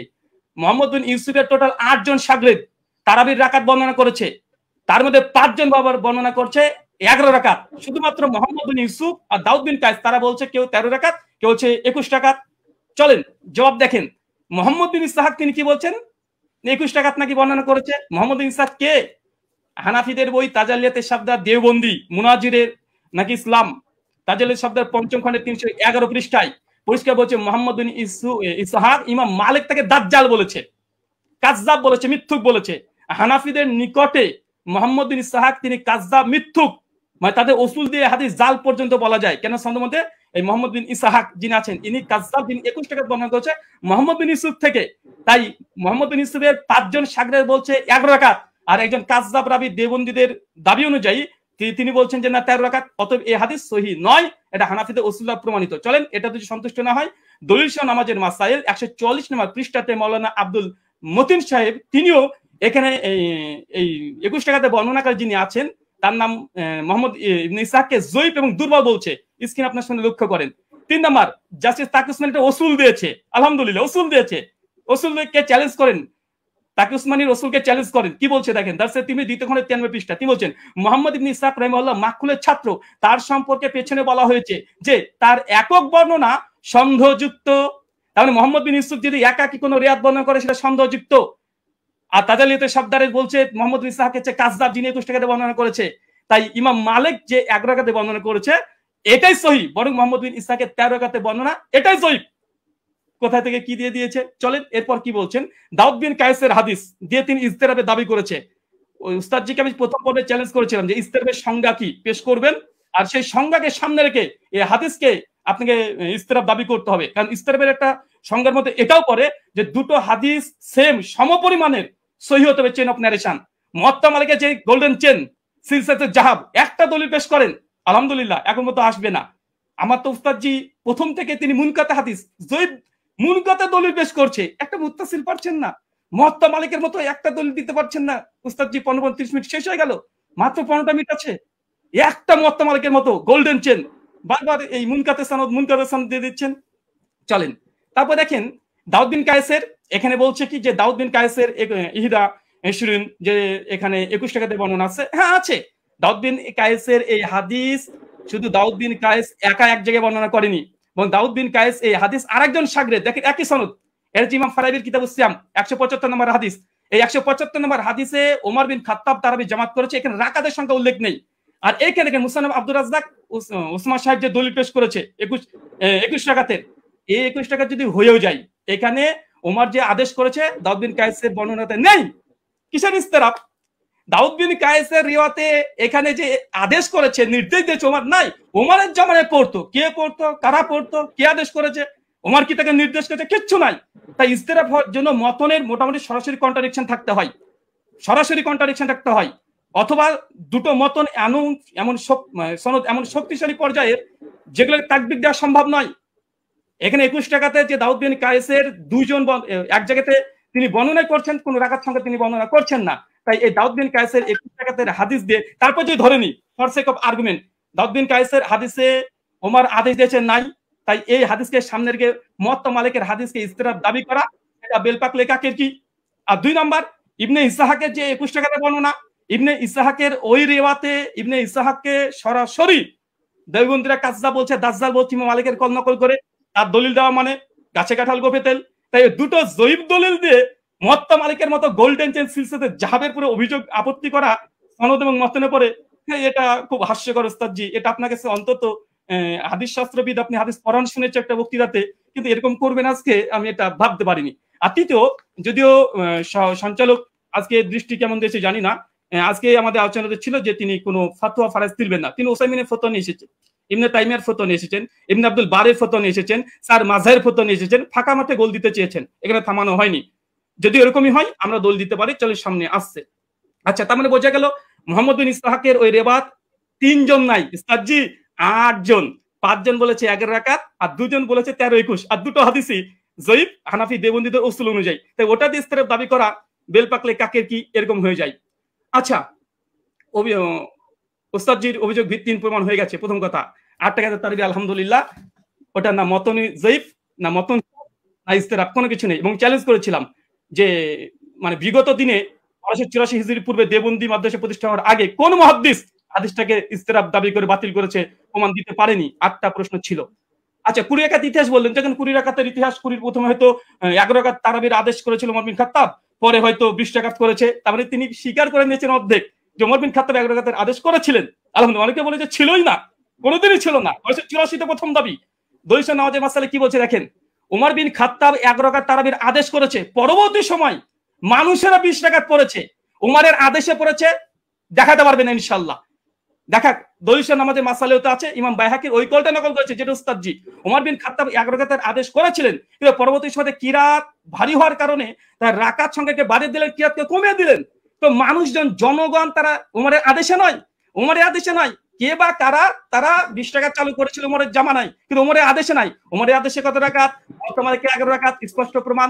এখানে দেখেন মালিকি মাযহাবের ইমাম হাবিব মালিকি দলিল নামাজের মাসাল থেকে দেখাচ্ছি যেন একটু পুষ্টিকর বেশি হয় তথ্যগুলো। কি বলছে দেখেন, যে প্রথমে 11 রাকাতই ছিল, মানে ওমরের আদেশ 11 রাকাতই ছিল, কিন্তু তারা কিরাত লম্বা করতেন, ফলে ভারী ঠেকতো। পরে তারা রাকাত সংখ্যা বাড়ালেন, মানে ওমরের আদেশে নয়, জনগণ এমনি বাড়িয়েছে, রাকাত বাড়িয়ে দিয়েছে, কিরাত ছোট করে দিয়েছে, তাই ওটা বাতিল। তিনি বললেন যে ইমাম মালিক ছাড়া নাকি করেনি। এটা আপনি দেখেন যে ইমাম মালিক ছাড়া কতজন করেছে। ইমাম মালিক ছাড়া টোটাল 7 জন বর্ণনা করেছে। এখানে আমাদের স্ক্রিন আপনারা দেখতে পাচ্ছেন। তো ওই দাবিটা ওসমান সাহেবের একটু হাদিসের মতন সম্পর্কে অজ্ঞতাই আছে বলবো, যদি মানে মনে করেন যে না আমি একটু বাড়াবাড়ি করলাম, তো কিছু করার নেই, একটু বলতে হবে। আচ্ছা, এখানে দেখেন, আচ্ছা ইমাম মালিক 11 রাকাত গ্রহণ করেনি, এটা খুব জোর দিয়েছে, যদি আজকে বিষয়ের সঙ্গে সম্পৃক্ত না। আজকের বিষয় ওমর কত রাকাত তারাবির আদেশ করেছে, ওস্তাদজি মুনকাতে দলিল দিয়েছে, মুত্তাসিল দিতে পারেন আলহামদুলিল্লাহ, আমরা একদম chain of narration golden chain দিয়েছি। আচ্ছা, ইমাম মালিক 11 রাকাতের আদেশ করেনি, চলেন দেখেন, এটা কিতাব সালাতুত তাহাজ্জুদ, এটা আব্দুল হক আন্দলুসি রাহিমাহুল্লাহর গ্রন্থ। ইমাম মালিকের শাগরেদ ছাত্র তার বলছে, কি বলছে দেখেন, এখানে বলছে কলা শাহ বিন আব্দুল আজিজ আন মালিক, মানে ইমাম মালিকের ছাত্র, তিনি রিওয়ায়াত করছেন, কি বলছেন, আল্লাযী আখতারা বিহা, ইমাম মালিক যেটাকে গ্রহণ করেছে, ইখতিয়ার করেছে, কি করেছে, বিহি নাফসি, ইমাম মালিক নিজের জন্য কত রাকাত তিনি করেছেন। তারপর তিনি বলছেন দেখেন ফি কিয়ামে রামাজান হুয়াল লাজি জামা, ইমাম মালিক উমর বিন খাত্তাব যার পরে জমা করেছে উমর বিন খাত্তাব, সেটা হচ্ছে ইহিদা আশারাতা রাকাতান ওয়া হুয়া সালাতে রাসূলুল্লাহ সাল্লাল্লাহু আলাইহি ওয়াসাল্লাম। এখানে ইমাম মালিকের কথা নকল করছে স্বয়ং ইমাম মালিকের ছাত্র। আমি এখানে ইমাম মালিকের ছাত্র ডাইরেক্ট কল, তিনি বলছেন যে ইমাম মালিক যেটা গ্রহণ করেছিলেন সেটা হচ্ছে 11 রাকাত, যেটা ছিল রাসূলুল্লাহ সালাত এবং ওমর বিন খাত্তাব যার পরে জমা করেছে, প্রথম কল। দ্বিতীয় দেখুন এখানে হচ্ছে ইবনে কাসিমের একটা কলমে নকল করে গেছি। ইবনে কাসিম তিনি মালিক থেকে বর্ণনা করছে যে ওমরের জামানায় 36 রাকাত পড়া হতো, 36 রাকাত পড়া হতো, কিন্তু ইমাম মালিক কত গ্রহণ করেছে দেখেন শেষে লাল দিয়ে দাগানো আছে। তারপরে হচ্ছে আত্তারা ওয়া নাফসি, ইমাম মালিক নিজের জন্য যেটা নির্ধারণ করেছে ইহিদা আশারাত রাকাতান, কিন্তু ইমাম মালিক নিজের জন্য 11 রাকাত। মানে ইমাম মালিকের সময় মানুষ 36 রাকাত পড়ছে, কিন্তু ইমাম মালিককে যখন সরকার যখন চিঠি পাঠায়, এই ঘটনা বর্ণনা আছে অনেক জায়গাতেই, তারপরে তাকে যখন বললো যে নামাজের সঙ্গে কি কমিয়ে দেবো, সেই সময় মালিক বলছে তারা পড়তে থাক, কিন্তু আমি নিজের জন্য ফি নাফসি, আমার জন্য ইহিদা আশারাত রাকাতান, আমি 11 রাকাতকে আমি নিজের জন্য গ্রহণ করলাম। মানুষ কি পড়ছে দেখার দরকার নেই, ইমাম মালিককে কথা মেনে নিন। আচ্ছা, এরপরে দেখেন, আচ্ছা বদরুদ্দিন আইনি হানাফি তিনিও উমদাতুল কারি শারহ সহিহ বুখারীতে 102 নম্বরে তিনি এই কথা স্বীকার করে নিয়েছেন যে ইমাম মালিক তিনি তার নিজের জন্য 11 রাকাতকে তিনি পছন্দ করেছিলেন, তার জামানায় কে কত পড়েছে এটা দেখার দরকার নেই। কারণ আমাদের আজকের আলোচ্য বিষয় এটা নাই যে কার জামানায় কত রাকাত পড়েছে, যদি ওটা নিয়ে ডিবেট করতে হয় আসেন পরে একটা সেশন রাখেন, অন্যদিন একটা সময় দেন, আবার আসবো, এটাও প্রমাণ করবেন ইনশাআল্লাহ ওমর বিন খাত্তাব জামানাতে 8 রাকাত তারাবি হতো। আজকের আলোচ্য বিষয় ওসমান সাহেব ভুলে গেলে হবে না, ওমর বিন খাত্তাব কত রাকাত তারাবির আদেশ করেছেন, ওমরের জামানায় কে বা কারা কত পড়তো, কোন ইমাম কত রাকাতের ফতোয়া দিয়েছে, কে কি বলেছে এটা নয়, হাদিস শাস্ত্রের আলোকে ওমর বিন খাত্তাব কত রাকাত আদেশ করেছে। মুওয়াত্তা মালিকের স্পষ্ট হাদিস 11 রাকাত। আপনি ইস্তেরাবের দাবি করেছিলেন, দুমড়ে মুচড়ে গেছে আলহামদুলিল্লাহ, বরং আপনি যে দলিল দিয়েছেন সবগুলো মুনকাতে হাদিসে পেশ করেছেন, এবং আপনাকে যে চ্যালেঞ্জগুলো করা হয়েছিল, আপনাকে যে চ্যালেঞ্জগুলো করেছিলাম সেই চ্যালেঞ্জের জবাব এখন পর্যন্ত আসেনি। যে ইয়াহিয়া সাইলাল কাত্তানের যে বর্ণনা পেশ করেছেন, কাকে আদেশ করেছে হাদিস উল্লেখ নাই। মুওয়াত্তা মালিকের হাদিস দেখেন, দুটো হাদিসকে সম্মানিত দর্শক মণ্ডলী মাইন্ড ফুলে রাখেন, ফ্রেশ রাখেন, এক গ্লাস পানি খান, তারপর আলোচনা শোনেন। উনি উমারের 20 রাকাত তারাবির আদেশ যে দলিল দিয়েছে, মুনকাতে সনদ বিচ্ছিন্নতা আছে, কাকে উমার আদেশ দিয়েছে সে কথা হাদিসের মধ্যে উল্লেখ নেই। আচ্ছা, আর উমর বিন খাত্তাব মুওয়াত্তা মালিকের সবকিছু মজুদ আছে আলহামদুলিল্লাহ। তারপরেও দেখেন কোন হাদিসটা বেশি মজবুত এবং কোনটা শক্তিশালী, কোনটা চলেন। আচ্ছা, উনি বলছেন অধিকাংশ ওলামারা তো ইমাম তিরমিজি কল নকল করলেন যে অধিকাংশ আহলে ইলম তারা কত রাকাত পড়েছে, তারা 20 রাকাতের কথা বলেছে। দেখেন ইমাম তাবারি কথা নিয়ে নেন, তাহলে ইমাম তিরমিজির পাল্টা যে তাবারি কল দিয়ে তিনি কি বলছেন, তিনি পরিষ্কার বলছে ইমাম তাবারি কথা আছে কাসরি মিনাল আহলিল ইলম, অধিকাংশ ওলামারা আহলে ইলমরা, মূর্খরা নয়, আহলে ইলমরা কি করেছে ইহিদা আশরাতা রাকাত, তারা 11 রাকাতকে পছন্দ করেছে। 11 রাকাতকে, এটা ইমাম কুরতুবীর কল মজুদ আছে। তো এরকম ফতোয়া যদি দিতে চাই এবং আপনিও দিবেন আমিও দিব। আজকের টপিক এটা নয় যে কোন হুজুরে কত ফতোয়া দিয়েছে, জনগণ কত পড়তো, লোকজন কত পড়তো। আজকের আলোচ্য হচ্ছে উমর কত রাকাতের আদেশ করেছে। চলেন, এখানে তিনি কয়েকটা দলিল এখানে 20 রাকাতের আবার দেওয়ার চেষ্টা করেছে, আমরা সেখানে দেখাবো। বরং আমি বলবো আচ্ছা 20 রাকাতে তিনি হাদিস আরো তিনি ঝরঝর করে 6খানা হাদিস দিয়ে ফেলেছেন, আমাদের 4টেই মুরসাল। আমি সনদ দেখেন, পুরো হানাফিকে স্ক্রিনের মধ্যে রেখে দিয়েছে আপনি এই মুহূর্তে। সাইদ বিন ইয়াজিদ থেকে আবু জুয়াবের হাদিস যায়িফ, চলেন এক ঝলক দেখে দেবো শুধু, কারণ এখানে আসলামি আছে, ইব্রাহিম বিন মুহাম্মদ বিন আবি ইয়াহিয়া আসলামি, তিনি পঞ্চম স্তরের মুদাল্লিস রাবি। এবং জেদ বলেছে এ রাবিকে স্বয়ং ইয়াহ্যা ইবনে মাইন হানাফি বলে দাবি করা হয়, তিনি স্বয়ং তাকে কাযযাব বলেছেন। লাইসা বিসিকাতিন, তিনি সিকা নয়, কাযযাব, তিনি মিথ্যুক রাবি দলিল দিয়েছে। মুস্তাজি হতাশ হয়েছি আলী সাল্লাল্লাহু সাহেব। 2 নম্বর আবুল আলিয়ার যে বর্ণনা পেশ করেছে, আবুল আলিয়ার বর্ণনা আবু জাফর রাজি জয়ীফ রাবি, কে বলেছে দেখেন এখানে নাজমুর রায়াত হাফিজ জাইলি কি বলছে, আবু জাফর মুতাকাল্লিম ফি, তিনি বিতর্কিত রাবি। কলা আলী ইবনুল মাদিনী, তিনি অনেক মানে ইস্তেরাব করতেন। কলা আহমেদ লাইসাবি কয়িন, ইমাম আহমেদ বিন হাম্বল বলছে এই আবু জাফর রাজি ইনি হচ্ছেন শক্তিশালী নয়। কলা আবু জুরা রাজি ইয়াহুন কাসিরা অধিকাংশ ভুল করতেন। হাফেজ জাইলাই হানাফি তিনি বলছেন আবুল আলিয়ার হাদিসের যে রাবি আবু জাফর ইনি জয়ীফ রাবি, মুতাকাল্লিম ফি, বিতর্কিত রাবি দলিল দিচ্ছেন মুওয়াত্তা মালিকের সামনে। অবাক। দেখেন ইমাম আহমেদ বলছে মুস্তারিবুল হাদিস আবু জাফর রাজিকে। পঞ্চম আচ্ছা, এবং তিনি ইয়াজিদ বিন রোমানের হাদিসটাকে তিনি আবার পেশ করলেন, মতন পরপর 3টে হাদিসকে ইরসাল বলছে। এক পৃষ্ঠাতে হানাফিদের 3টা হাদিস জয়ীফ, আর এটা আসর সুনানে স্পষ্ট এখানে লিখে দেওয়া হয়েছে। আচ্ছা, এখানে চতুর্থ বিষয় দেখেন, উনি বারবার ইয়াহিয়া সাইদ আনসারী হাদিসটাকে উনি বলছেন যে এটা যদিও মুরসাল উমরের জামানায় পায়নি। আমি এখানে 2 মিনিট নেব, যেটা পাওয়ার কথা।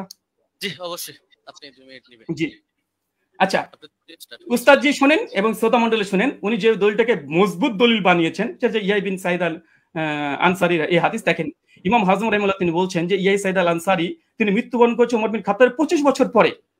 উস্তাদ জি কি দিয়ে মানুষকে মানে এইভাবে যদি রিজাল্ট শাস্ত্র নিয়ে যদি আলোচনা করতে আছেন, মানুষ তো হতাশ হবে, হতাশ হয়ে বাড়িতে ফিরবে। যেমন একজন হাদিস বর্ণনা করলেন যে ওমর বিন খাত্তাবের জামানায় পেল না, এখন তো এটা প্রমাণই করতে পারলেন না সনদে মুত্তাসিল, এখন পর্যন্ত প্রমাণ করতে পারলেন না, এটা আপনার জন্য আমি এবং উনি বলেন যে ওসুলকে নাকি চ্যালেঞ্জ করিনি, ওসুলকে চ্যালেঞ্জ করেছি। 2-4টে মুস্তালাহুল হাদিস মানে এই গোটা আলোচনার সারমর্ম এটাই হয়ে যাচ্ছে যে এখন মুরসাল হাদিস দলিল কি দলিল না, মুরসাল হাদিস দলিল কি দলিল না।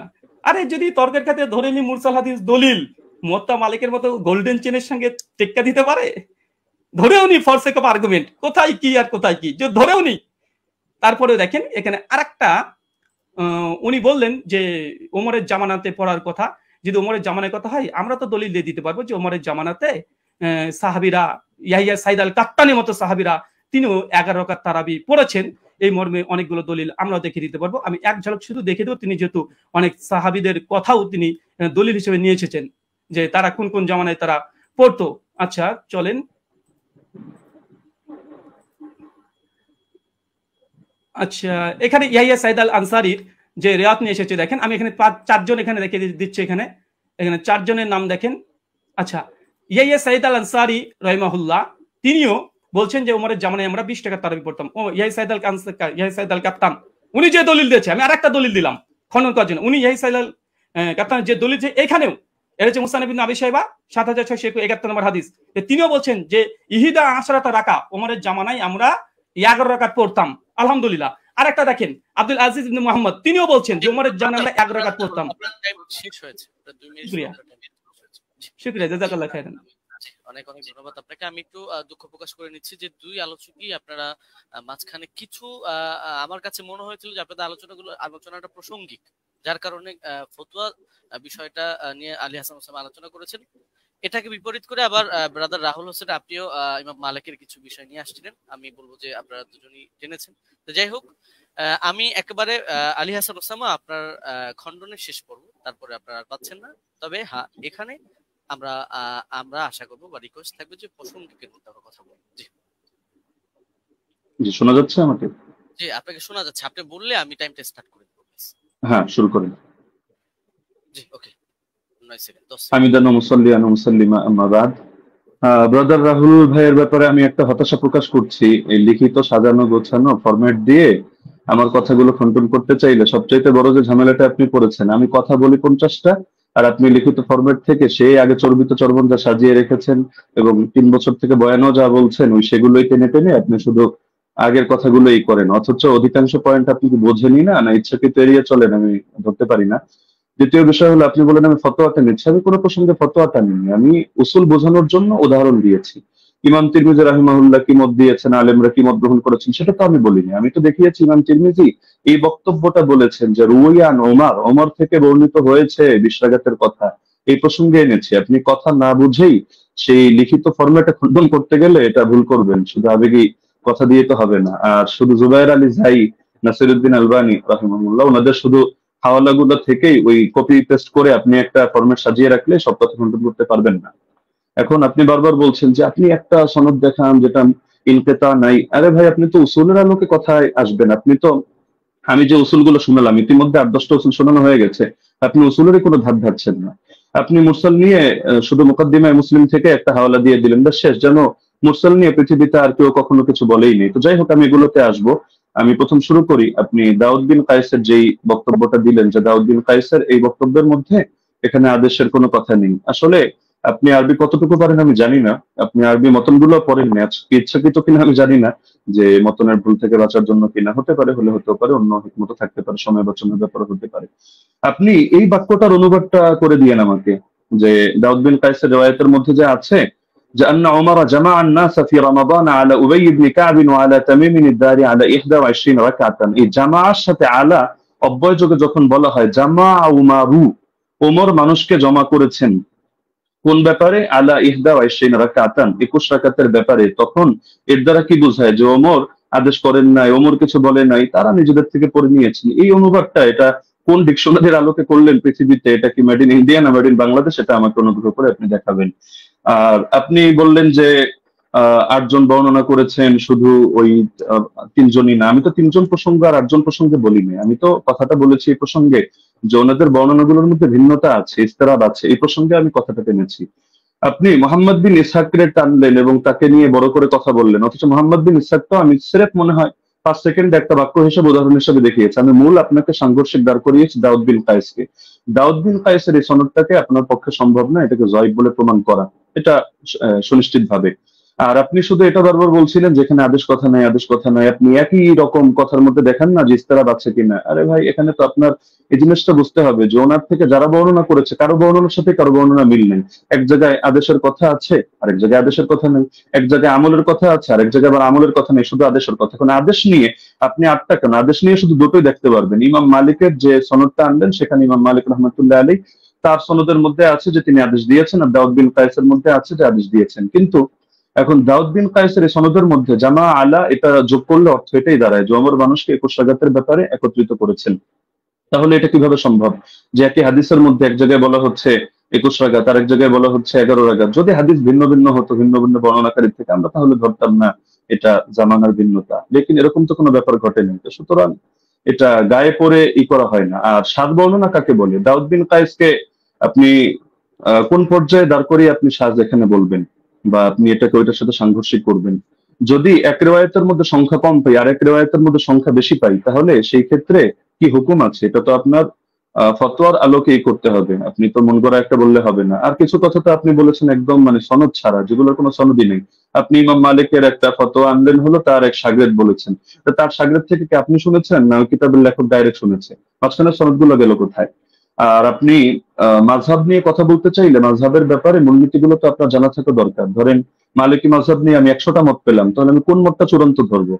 এখন ইমাম মালিক থেকে একটা বিশুদ্ধ মত দেখাতে পারবেন না যে ইমাম মালিক রহমতুল্লাহ আলাইহি কোথাও আত্রাগাতের মতামত দিয়েছেন।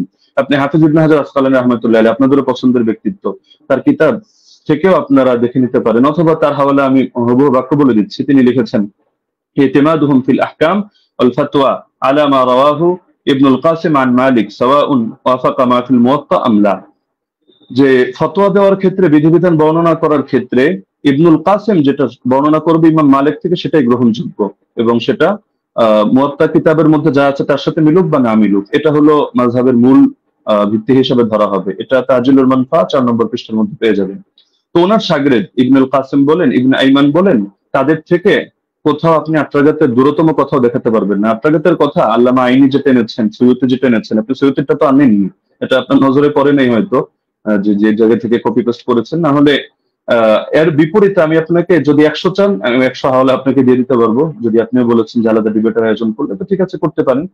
তো ইমাম আইনি বলেছেন, ইমাম সৈয়দী বলেছেন, বেসনদ কথাবার্তা কোথাও দলিলযোগ্য হবে না। তো মোহাম্মদ বিন ইসহাক এখানে ফ্যাক্টর না, আর অন্য লোক ফ্যাক্টর না। আর আপনি বলছেন যে আমরা দেওবন্দিরা গায়ে পড়ে দাবি করি মুস্তারিদ, আর কেউ দাবি করে না কেন? আপনি তো আহলে হাদিস ঘরানার। তো আপনাদের পিস পাবলিকেশন থেকে বই প্রকাশিত হয়েছে রাসূল সাল্লাল্লাহু আলাইহি ওয়াসাল্লামের প্র্যাকটিক্যাল নামাজ কোরআন ও সহিহ হাদিসের আলোকে। এই বইয়ের 222 নম্বর পৃষ্ঠা থেকে আমি আপনাকে শোনাচ্ছি। তার শাসন আমলে, তার মানে ওমরের কথা চলছে, 11 রাকাত এবং 21 রাকাত তারাবি সালাত আদায়ের প্রমাণ পাওয়া যায়। সাহেব রাদিয়াল্লাহু আনহু তৃতীয় ছাত্র মুহাম্মদ ইবনে ইউসুফ উপরোক্ত কথাগুলোর বর্ণনাকারী। হাদিসের মূল সূত্র অনুসারে একই রাবীর একই বিষয়ে পৃথক পৃথক মত প্রকাশ করা বিশুদ্ধ হওয়ার অন্তরায়। সুতরাং 20 রাকাতের অভিন্ন মত গ্রহণ করাই যুক্তিসঙ্গত। তাহলে ইস্তেরাবের কথা, ইখতিলাফের কথা কি আমরা টানলাম নাকি আপনাদের লোকেরাও এটা টেনেছে? এটা তো আপনাদের স্পষ্টভাবে দেখা দরকার। আর আপনি বারবার শুধু এই প্রসঙ্গগুলো তো এখানে অপ্রাসঙ্গিক কথা টানলে হবে না, যে গোল্ডেন চেইন, গোল্ডেন চেইন। আরে গোল্ডেন চেইন নাকি এটা ডায়মন্ডের চেইন নাকি হলো এটা রূপার চেইন, সেটা তো আমাদের দরকার না। আমাদের দরকার হলো আপনার এখানে 5টা জিনিস তো এক রাখতে হবে। আপনি শুধু আমাদের কথা প্রসঙ্গে বলছেন যে সনদের মধ্যে কোনো ইনকিতা নাই, আপনারা প্রমাণ করেন। আরে সনদের মধ্যে তো ইনকিতা বাস্তবেই নাই। আপনি যে ইনকিতা আপনার চোখে দেখতে পাচ্ছেন, এটা আপনার পড়াশোনা কম থাকার কারণে হচ্ছে। না হলে আমি তো উসুলের আলোকে দেখালাম, উসুলগুলো তো আপনি খণ্ডন করতে পারেননি এবং সম্ভাবনা। তো যার কারণে সনদের মধ্যে 3 কিতা নেই, তো শুধু গায়ের জোরে বললে তো হবে না। তো হাদিসটা যারা বলেছে হাদিস সহিহ হওয়ার জন্য এই 5টা শর্ত, সেই ইমামরাই, এটা অন্য কোনো ইমাম না। আমি আজিব গারিব কারো নাম টানি নাই বা আমাদের কোনো বড় হুজুরের নাম টানি নাই, তারাই এই মূলনীতিটা দাঁড় করিয়েছেন। তো সুতরাং এটাকে আপনি গায়ের জোরে অথবা চাপার জোরে বা একটা হাসি দিয়ে ফেলে দেওয়ার মতো বিষয় না। তো আবার কিছু আলোচনা টেনেছেন একেবারে অপ্রাসঙ্গিক, যেমন ওমর কাকে আদেশ দিয়েছেন। আচ্ছা, ওমর আপনাকে আদেশ দিল বা আমাকে আদেশ দিল, কাকে আদেশ দিল এটার সাথে কোন বিষয়ের সম্পর্ক? এখন রাজুলান, এই রাজুলান শব্দটা যদি এমন হয় যে পৃথিবীর কেউ কোনোদিন জানতে পারলো না যে রাজুলানটাকে উবাই বিন কাব নাকি তামিম দারি নাকি অন্য কোনো সাহাবী, এটা কি সমস্যা? আমাদের তো আলোচ্য বিষয় এটা যে ওমর রাদিয়াল্লাহু আনহু তিনি কত রাকাতের আদেশ করেছেন, আপনাকে 20। 8-এর পক্ষে আপনি যে দলিল দিয়েছেন সেই দলিলটা মুস্তারিব একটা রিওয়ায়াত, যে রিওয়ায়াতটা গ্রহণযোগ্য না। আপনাদের কিতাবের মধ্যেই লেখা আছে যে না, এই রিওয়ায়াতটা দলিলযোগ্য হয় না। তো সুতরাং এটা তো আমাদের এখানে টেনে লাভ নেই। তার মধ্যে আরো কিছু আলোচনা টেনেছেন একেবারে প্রাসঙ্গিক, যে এমন জিনিস দেখান, এমন জিনিস দেখান, অমুকের আগে কে করেছে, তমুকের আগে কে করেছে, মাদানী, রাওয়ি, সিলসিলাতুল জাহাবিয়া, গোল্ডেন চেইন ইত্যাদি। এগুলো দেখানো না দেখানো তো মূল বিষয় না। আপনি অপ্রাসঙ্গিক প্রশ্ন আমিও চাইলে আপনাকে 100টা করতে পারি, কিন্তু আমি পূর্বের অংশগুলোতে একটা অপ্রাসঙ্গিক কথা বলিনি। অতি অল্প সময়ের মধ্যে শুধু আপনাকে আমি মূলনীতিগুলো বলেছি, লেকিন আপনি যেহেতু আগে একটা ফরম্যাট সাজিয়ে এনেছেন, তো যার কারণে মূলনীতিগুলো আপনি করেননি। এই যে আবু জাফরকে নিয়ে আপনি মাঝখান থেকে কথা প্রসঙ্গে টেনেছেন, যদি আমি এগুলো মূল দলিল দেইনি। আরো মজার বিষয় হলো আপনি এমন কিছু খণ্ডন করে দিয়েছেন যেটা আমি বলিই নাই, আবার আমি যেটা বলেছি এমন অধিকাংশ পয়েন্ট দিয়েছেন বাদ দিয়ে। কয়েকটা রিওয়ায়াত বললেন যে আপনি এটা বলেছেন, আমি হতাশ, অথচ এটার জবাব এটা, অথচ সেটা আমি বলিনি। তো মাঝখানে আবু জাফরকে টেনে এনেও আপনি দাঁড় করিয়ে দিলেন যে আবু জাফর এটা সর্বসম্মতিক্রমে যায়িফ, কিছু কারণও টানলেন, অথচ আবু জাফর মুখতালাফ ফিহি যায়িফ না। যদিও এটা মূল আলোচনা, প্রাসঙ্গিক ভাবে বলছি, মুখতালাফ ফিহি যায়িফ না। তাকে নিয়ে ইখতিলাফ হওয়া ভিন্ন জিনিস, আর চূড়ান্ত ভাবে যায়িফ হিসেবে স্বীকৃত হওয়া ভিন্ন জিনিস। আপনি যে মত টানলেন এই মতের মধ্যেও তো আপনি মিস্টেক করেছেন। দেখা যাচ্ছে আলবানী রাহিমাহুল্লাহ এক্ষেত্রে এই কাজটা করেছেন, সদুকুন এই শব্দটা বাদ দিয়ে পরবর্তী যে কথাটা তিনি ভুল করেন ইত্যাদি, তার মধ্যে সমস্যা, ওই কথাটা টেনেছেন। তো সদুকুন হুকুমটা বাদ দিয়ে দিয়েছেন। অথচ আবু জাফরকে নিয়ে যদি দেখেন, ইয়াহয়া ইবনে মাইন সিকা বলেছেন, ইবনু আবি মারিয়াম বলেছেন তার হাদিস লেখা যাবে, সমস্যা নেই। ইবনুল মাদিনী বলেছেন সে আমাদের দৃষ্টিতে সিকা। ইবনু আম্মার মাউসিলি বলেছেন সিকা। আবু হাতিম বলেছেন সিকা, সাদুক, সালিহুল হাদিস। জাকারিয়া সাজি বলেছেন সাদুকুন লাইসা বি মুতকিনিন। ইবনু আদি বলেছেন লাহু আহাদিসু সালিহা وقد روى عنه الناس واحاديثها عامتها مستقيمه وارجو انه لا باس به। ইবনু সাদ বলেছেন কানা সিকা। হাকিম বলেছেন সিকা। ইবনু আব্দুল বার বলেছেন হুয়া ইনদাহুম সিকা আলিমুন বিতাফসিরিল কোরআন। এগুলো আরো দেখতে পারেন আপনি তাহযিবুত তাহযিব 10 নম্বর খণ্ড 62 নম্বর পৃষ্ঠা। তো আবার তার থেকে কি কি দুর্বল বর্ণনা, এগুলো আলাদা লিস্ট আপনি পাবেন হাফেজ ইবনে আদির কিতাবের মধ্যে, আল কামিল, যেটা 5 নম্বর খণ্ড 255 পৃষ্ঠা। সেখানে দেখবেন এই তারাবি সংক্রান্ত রিওয়ায়াতটা তিনি টানেননি। তো বারবার আপনি মুরসাল মুরসাল, এই গায়ের জোরে মুরসাল সাব্যস্ত করে দিয়েই কথা তো শেষ না। আমরা যে মূলনীতিগুলো বললাম, আর এটাও আমরা দেখালাম যে সনদ কোথাও সহি না হওয়ার পরও সেই ক্ষেত্রে আপনার হুকুম আরোপ করে দেওয়া হয় যে এই জিনিসটা যেহেতু উম্মতের ব্যাপক আমলের মধ্যে আছে, কখনো কখনো সেটাকে আমলযোগ্য বানিয়ে দেওয়া হয়। এটা মানে ইমামদের সর্বসম্মত একটা উসুল, যদি আমরা এগুলোকে কোনোটাকে মূল ধরি নেই। আপনি তো এখানে বলতে চাচ্ছেন, আপনার মূল কথাই এটা যে ইয়াহইয়া বিন সাঈদ হয়তো কোন আলতু ফালতু রাওয়ী থেকে এনেছেন এবং হাদিসের মধ্যে একটা দুর্বলতা তৈরি হয়েছে, অথচ প্রথম ধাপের মূলনীতিগুলোর মধ্যে আমরা যা বলেছি এখানে আপনার কথাগুলো খণ্ডন হয়ে যায়। পাশাপাশি সেই জামানার আমলগুলোকে আপনি যেভাবে উড়িয়ে দিচ্ছেন, যে যার যেভাবে মনে চায় আমল করেছে, লেকিন এই জায়গায় ওমর রাদিয়াল্লাহু আনহু আদেশ হয়তো ছিল না। আপনি খেলাফতের জামানা দেখেন নাই, নরেন্দ্র মোদীর জামানা দেখেছেন, এই হিসাবে আপনার এমন মনে হতে পারে যেখানে সাহাবীরা বলছেন যে সাহাবীরা আমল করতেন, কানু ইয়াকুমুন অথবা কুননা নাকুমু, আমরা আমল করতাম। তো তারা সকলে আমল করতেন আর খলিফা এখানে কিছুই জানতো না, কিন্তু কোন বাড়িতে কি হচ্ছে না হচ্ছে এরকম সূক্ষ্মাতি সূক্ষ্ম অনেক বিষয় পর্যন্ত খলিফা জেনে যাচ্ছে। এটা তো অদ্ভুত ব্যাপার। খেলাফতের জামানার ব্যাপারেও যে বেদাত ওমরের জামানায় চলছে, যে ওমর একেবারে হুদাইবিয়ার সন্ধি হলো যে গাছের নিচে সেই গাছ কেটে দিয়ে আসছে, হাজরে আসওয়াদ চুমু খাওয়ার সময় পর্যন্ত ক্লিয়ার ভাবে বলছে যে আমি এই আকীদা পোষণ করি না তুমি কারো ক্ষতি করতে পারো, উপকার করতে পারো, বরং আমি এজন্য করছি তোমার গায়ে চুমু খাচ্ছি যে আল্লাহ রাসূল সাল্লাল্লাহু আলাইহি ওয়াসাল্লাম চুমু খেয়েছেন এই কারণে। তো আপনি যে কথাগুলো বললেন, একটা নতুন কথা আসলে আমি পাইনি। এগুলো হাফেজ জুবাইর আলী জাহিদ কিতাব যদি কেউ পড়ে, বা শাইখ আলবানী সালাতুত তারাবি পড়ে, অথবা আপনার আব্দুর রহমান মোবারকপুরি সাহেবের কিতাবগুলো পড়ে, ব্যাস ওই যা বলেছে আপনিও ঘুরে ফিরে সেই কথাগুলোই বলেছেন। বাকি মজার একটা বিষয় হলো আমি এমন অনেক উসুল টেনেছি যেটা হয়তো আপনার কমন পড়ে নাই, তো যার কারণে আপনি এই জিনিসগুলোকে পুরো স্কিপ করে চলে যাচ্ছেন। তাইসিরু মুসতালাহিল হাদিস, আর এই পৃথিবীর ইতিহাসে হাদিসের ইসতিলাহ নিয়ে কি এই কিতাবটা এই মাত্র কয়েকদিন আগে লেখা হলো? এর আগে 1,500 বছরে হাদিসের ইসতিলাহের উপরে কোনো কিতাব লেখা হয়নি। আপনি মুরসালের সংজ্ঞা দেখাচ্ছেন, যে মুনকাতি হাদিস কারো মতে গ্রহণযোগ্য না। আচ্ছা, কোন পর্যায়ে মুনকাতি গ্রহণযোগ্য না? খালি শিরোনাম দিয়ে হুকুম লাগিয়ে দিলেই হয়? তাহলে তো ইমান ভঙ্গের কারণ যে 10টা শেখ মোহাম্মদ বিন আব্দুল্লাহ নজদি রাহিমাহুল্লাহ থেকে বর্ণিত আছে, এগুলো শিখে শিখে সবাই খারিজি হবে এভাবে, যে যে জাদু করে সেই কাফের হয়ে গিয়েছে, যে কাফেরদেরকে মুসলমানদের বিরুদ্ধে সাহায্য করে, কোনো শর্ত নাই, কোনো হদ নাই, কোনো কয়েদ নাই, ভালোভাবে কাফের হয়ে গিয়েছে। তো এভাবে শিরোনাম দেখলে তো মুশকিল। এগুলোর ব্যাখ্যা তো ইমামদের থেকেই নিতে হবে। বক্তব্য যাদের থেকে নেবেন, আপনার বক্তব্যের ব্যাখ্যাও তো তাদের থেকে নিতে হবে। আর আপনি বললেন যে আমি কথা প্রসঙ্গে মেনে নিয়েছি যে ওমর রাদিয়াল্লাহু তাআলা আনহু তিনি শুরুতে 11 রাকাতের আদেশ দিয়েছিলেন। এটাও তো আমি আমার বাক্যগুলোকে খেয়াল করেন না, আমি কি বোঝেন না, আমি ধরতে পারি না, নাকি আপনি পয়েন্টগুলো নোট মানে লিখে না রাখার কারণে এমন ঝামেলা হচ্ছে সেটাও বুঝতে পারি না। যে দেখা যাচ্ছে যে এটা তো আমি বলেছি তর্কের ক্ষেত্রে যদি মানে অনেক কথা আমি দুই ভাবে জবাব দিয়েছি, জবাব ইলজামি, জবাব তাসলিমি, ইলমি উসুলের আলোকে। তো দুই ভাবে জবাব দেওয়ার কারণে আপনি আগের পরের কথা বাদ দিয়ে মাঝখান থেকে একটা অংশ টান দিলে তো হবে না। আর কোন মুনকাতি, কোন মুরসাল, কোন ক্ষেত্রে কি হুকুমে যাবে, এটা তো আপনাকে শাস্ত্রীয় আলোকে বুঝতে হবে। আপনি যে কোনো জিনিস শুধু একটা বাস গোল্ডেন চেইন, মাদানী রাউই, অথবা বুখারী মুসলিমের শর্ত উন্নীত ইত্যাদি ইত্যাদি একটা বলে দিলেন, ব্যাস হয়ে গেল। বিষয়টা এমন না। যেহেতু আলোচনা আমাদের শাস্ত্রীয় বিষয়, এটা কোনো মাযহাবী তাকলিদি বিষয় না যে মুখোমুখি রেফারেন্সে আমাদের কথা বলতে হবে। ইবনে উসাইমিনের হাওয়ালায় আপনি বললেন যে আমি কয়েকটা কথা টেনেছি, ওইখানে আমি ইবনে উসাইমিনের হাওলায় টানি না, শেখ সালেহ আল মুনাজ্জিদের হাওলায় টেনেছি। এটা আবেগে আপনি কয়েকবার এটা উচ্চারণ করেছেন। আর এখানে আমি তার ফতোয়া দেখাইনি, আমি এখানে ফতোয়া উল্লেখ করার জন্য বসিও নেই আপনার সামনে। এখানে আমি দেখিয়েছি যে তারা সকলে বিআমরিহি, অর্থাৎ এটা যে ওমরের আদেশে হয়েছে এই বিষয়টা তারা অস্বীকার করে নিয়েছেন। তো সুতরাং মানে যে জিনিসগুলো আপনার স্পষ্ট, তো সেই জিনিসগুলোকে গায়ের জোরে তো আপনি প্রমাণ করে নিতে পারবেন না যে না এই জিনিসটা এই প্রশ্ন আমি আপনাকে ছুড়ে দিলাম, এটার জবাব দেন, ওটার জবাব দেন, ওটার জবাব দেন, না দিলে ব্যস্ত হলে সাব্যস্ত হলো আমার কথাই সহি। বিষয়টা তো এমন না, শাস্ত্রীয় মূলনীতি। আপনি এই আলোচনা শেষ হওয়ার পর ঠান্ডা মাথায় বসেন, আমি নতুন কোনো কথা আপনাকে ছুড়ে দিচ্ছি না, যেহেতু আপনি খণ্ডন করার সময় পাবেন না, এটা আসলে আদবের দাবি না। ছুড়লে আমি ছুটতে পারি, আপনি ভবিষ্যৎবাণী করে দিয়েছেন যে এমন কৌশল হয়তো আপনি করবেন, আমরাও বুঝি না, এত বোঝার দরকার নেই। আহ আমার ব্যাপারে খারাপ ধারণা আপনি অযৌক্তিকভাবে রাখারও কোনো কারণ নেই। আর আমি তো আপনার মতো পুরোনো ডিবেটারও না যে এখানে ডিবেটের কৌশল খাটিয়ে আমি আপনাকে পরাজিত বা অপমানিত বা লাঞ্ছিত করতে চাবো না। আপনি আমার দিনী ভাই, মহাব্বতের ভাই। আপনি কাফের মুশরিকদের বিরুদ্ধে যে কাজ করেন আমি এগুলোকে শ্রদ্ধা করি এবং উৎসাহ দিই, দোয়াও করি। আগামী তো আমি আশা রাখি আপনি কাজগুলো কন্টিনিউ করবেন। তো সুতরাং আপনার সাথে আমার কোনো দ্বন্দ্ব নেই, কোনো ভিন্ন কিছুও নেই। আল ওয়ালা আল বারা, এই আকীদাই তো আমরা ইসলাম থেকে লালন করি। তো সুতরাং অপ্রাসঙ্গিক কথা না টেনে আপনি মূলনীতির আলোকে বিষয়গুলো বোঝেন। প্রয়োজনে আপনি এই ভিডিওটা এটা শেষ হওয়ার পরও লাইভ স্ট্রিমিং আপনি ঠান্ডা মতো 10 বার শোনেন, 20 বার শোনেন, প্রয়োজনে মুযাকারা করেন। কোন ভুল যদি আপনার কাছে মনে হয় আপনি স্বীকার করে নেন, সমস্যা নেই। আর যদি মনে হয় না ভুল না, আপনারটা সঠিক, ঠিক আছে, আপনি স্থির থাকেন। বাকি সারা দেশ তো দেখছে, তারা বিষয়গুলো সঠিকভাবে বিবেচনা করবে। আমরা তো এখানে কোনো বিচারক নির্ধারণ করে বসিনি। তো যার কারণে পুরো দেশ এটা কমন সেন্স দিয়ে বিবেচনা করবে। জাযাকাল্লাহ। আমি সেকেন্ড সময় অতিরিক্ত নিচ্ছি না। জি, মুফতি আলী ওসামা, আপনি চাইলে 2 মিনিট ইউজ ব্যবহার করতে পারতেন, আপনি করেননি। ব্রাদার রাহুল বলেন। যে আমাদের খণ্ডন যে 2টি পর্ব ছিল, 2টি শেষ হয়েছে। এখন আপনারা শুধু 5 মিনিট করে সময় পাবেন। এটা হচ্ছে রিভিউ পর্ব, অনুসংখ্য পর্ব।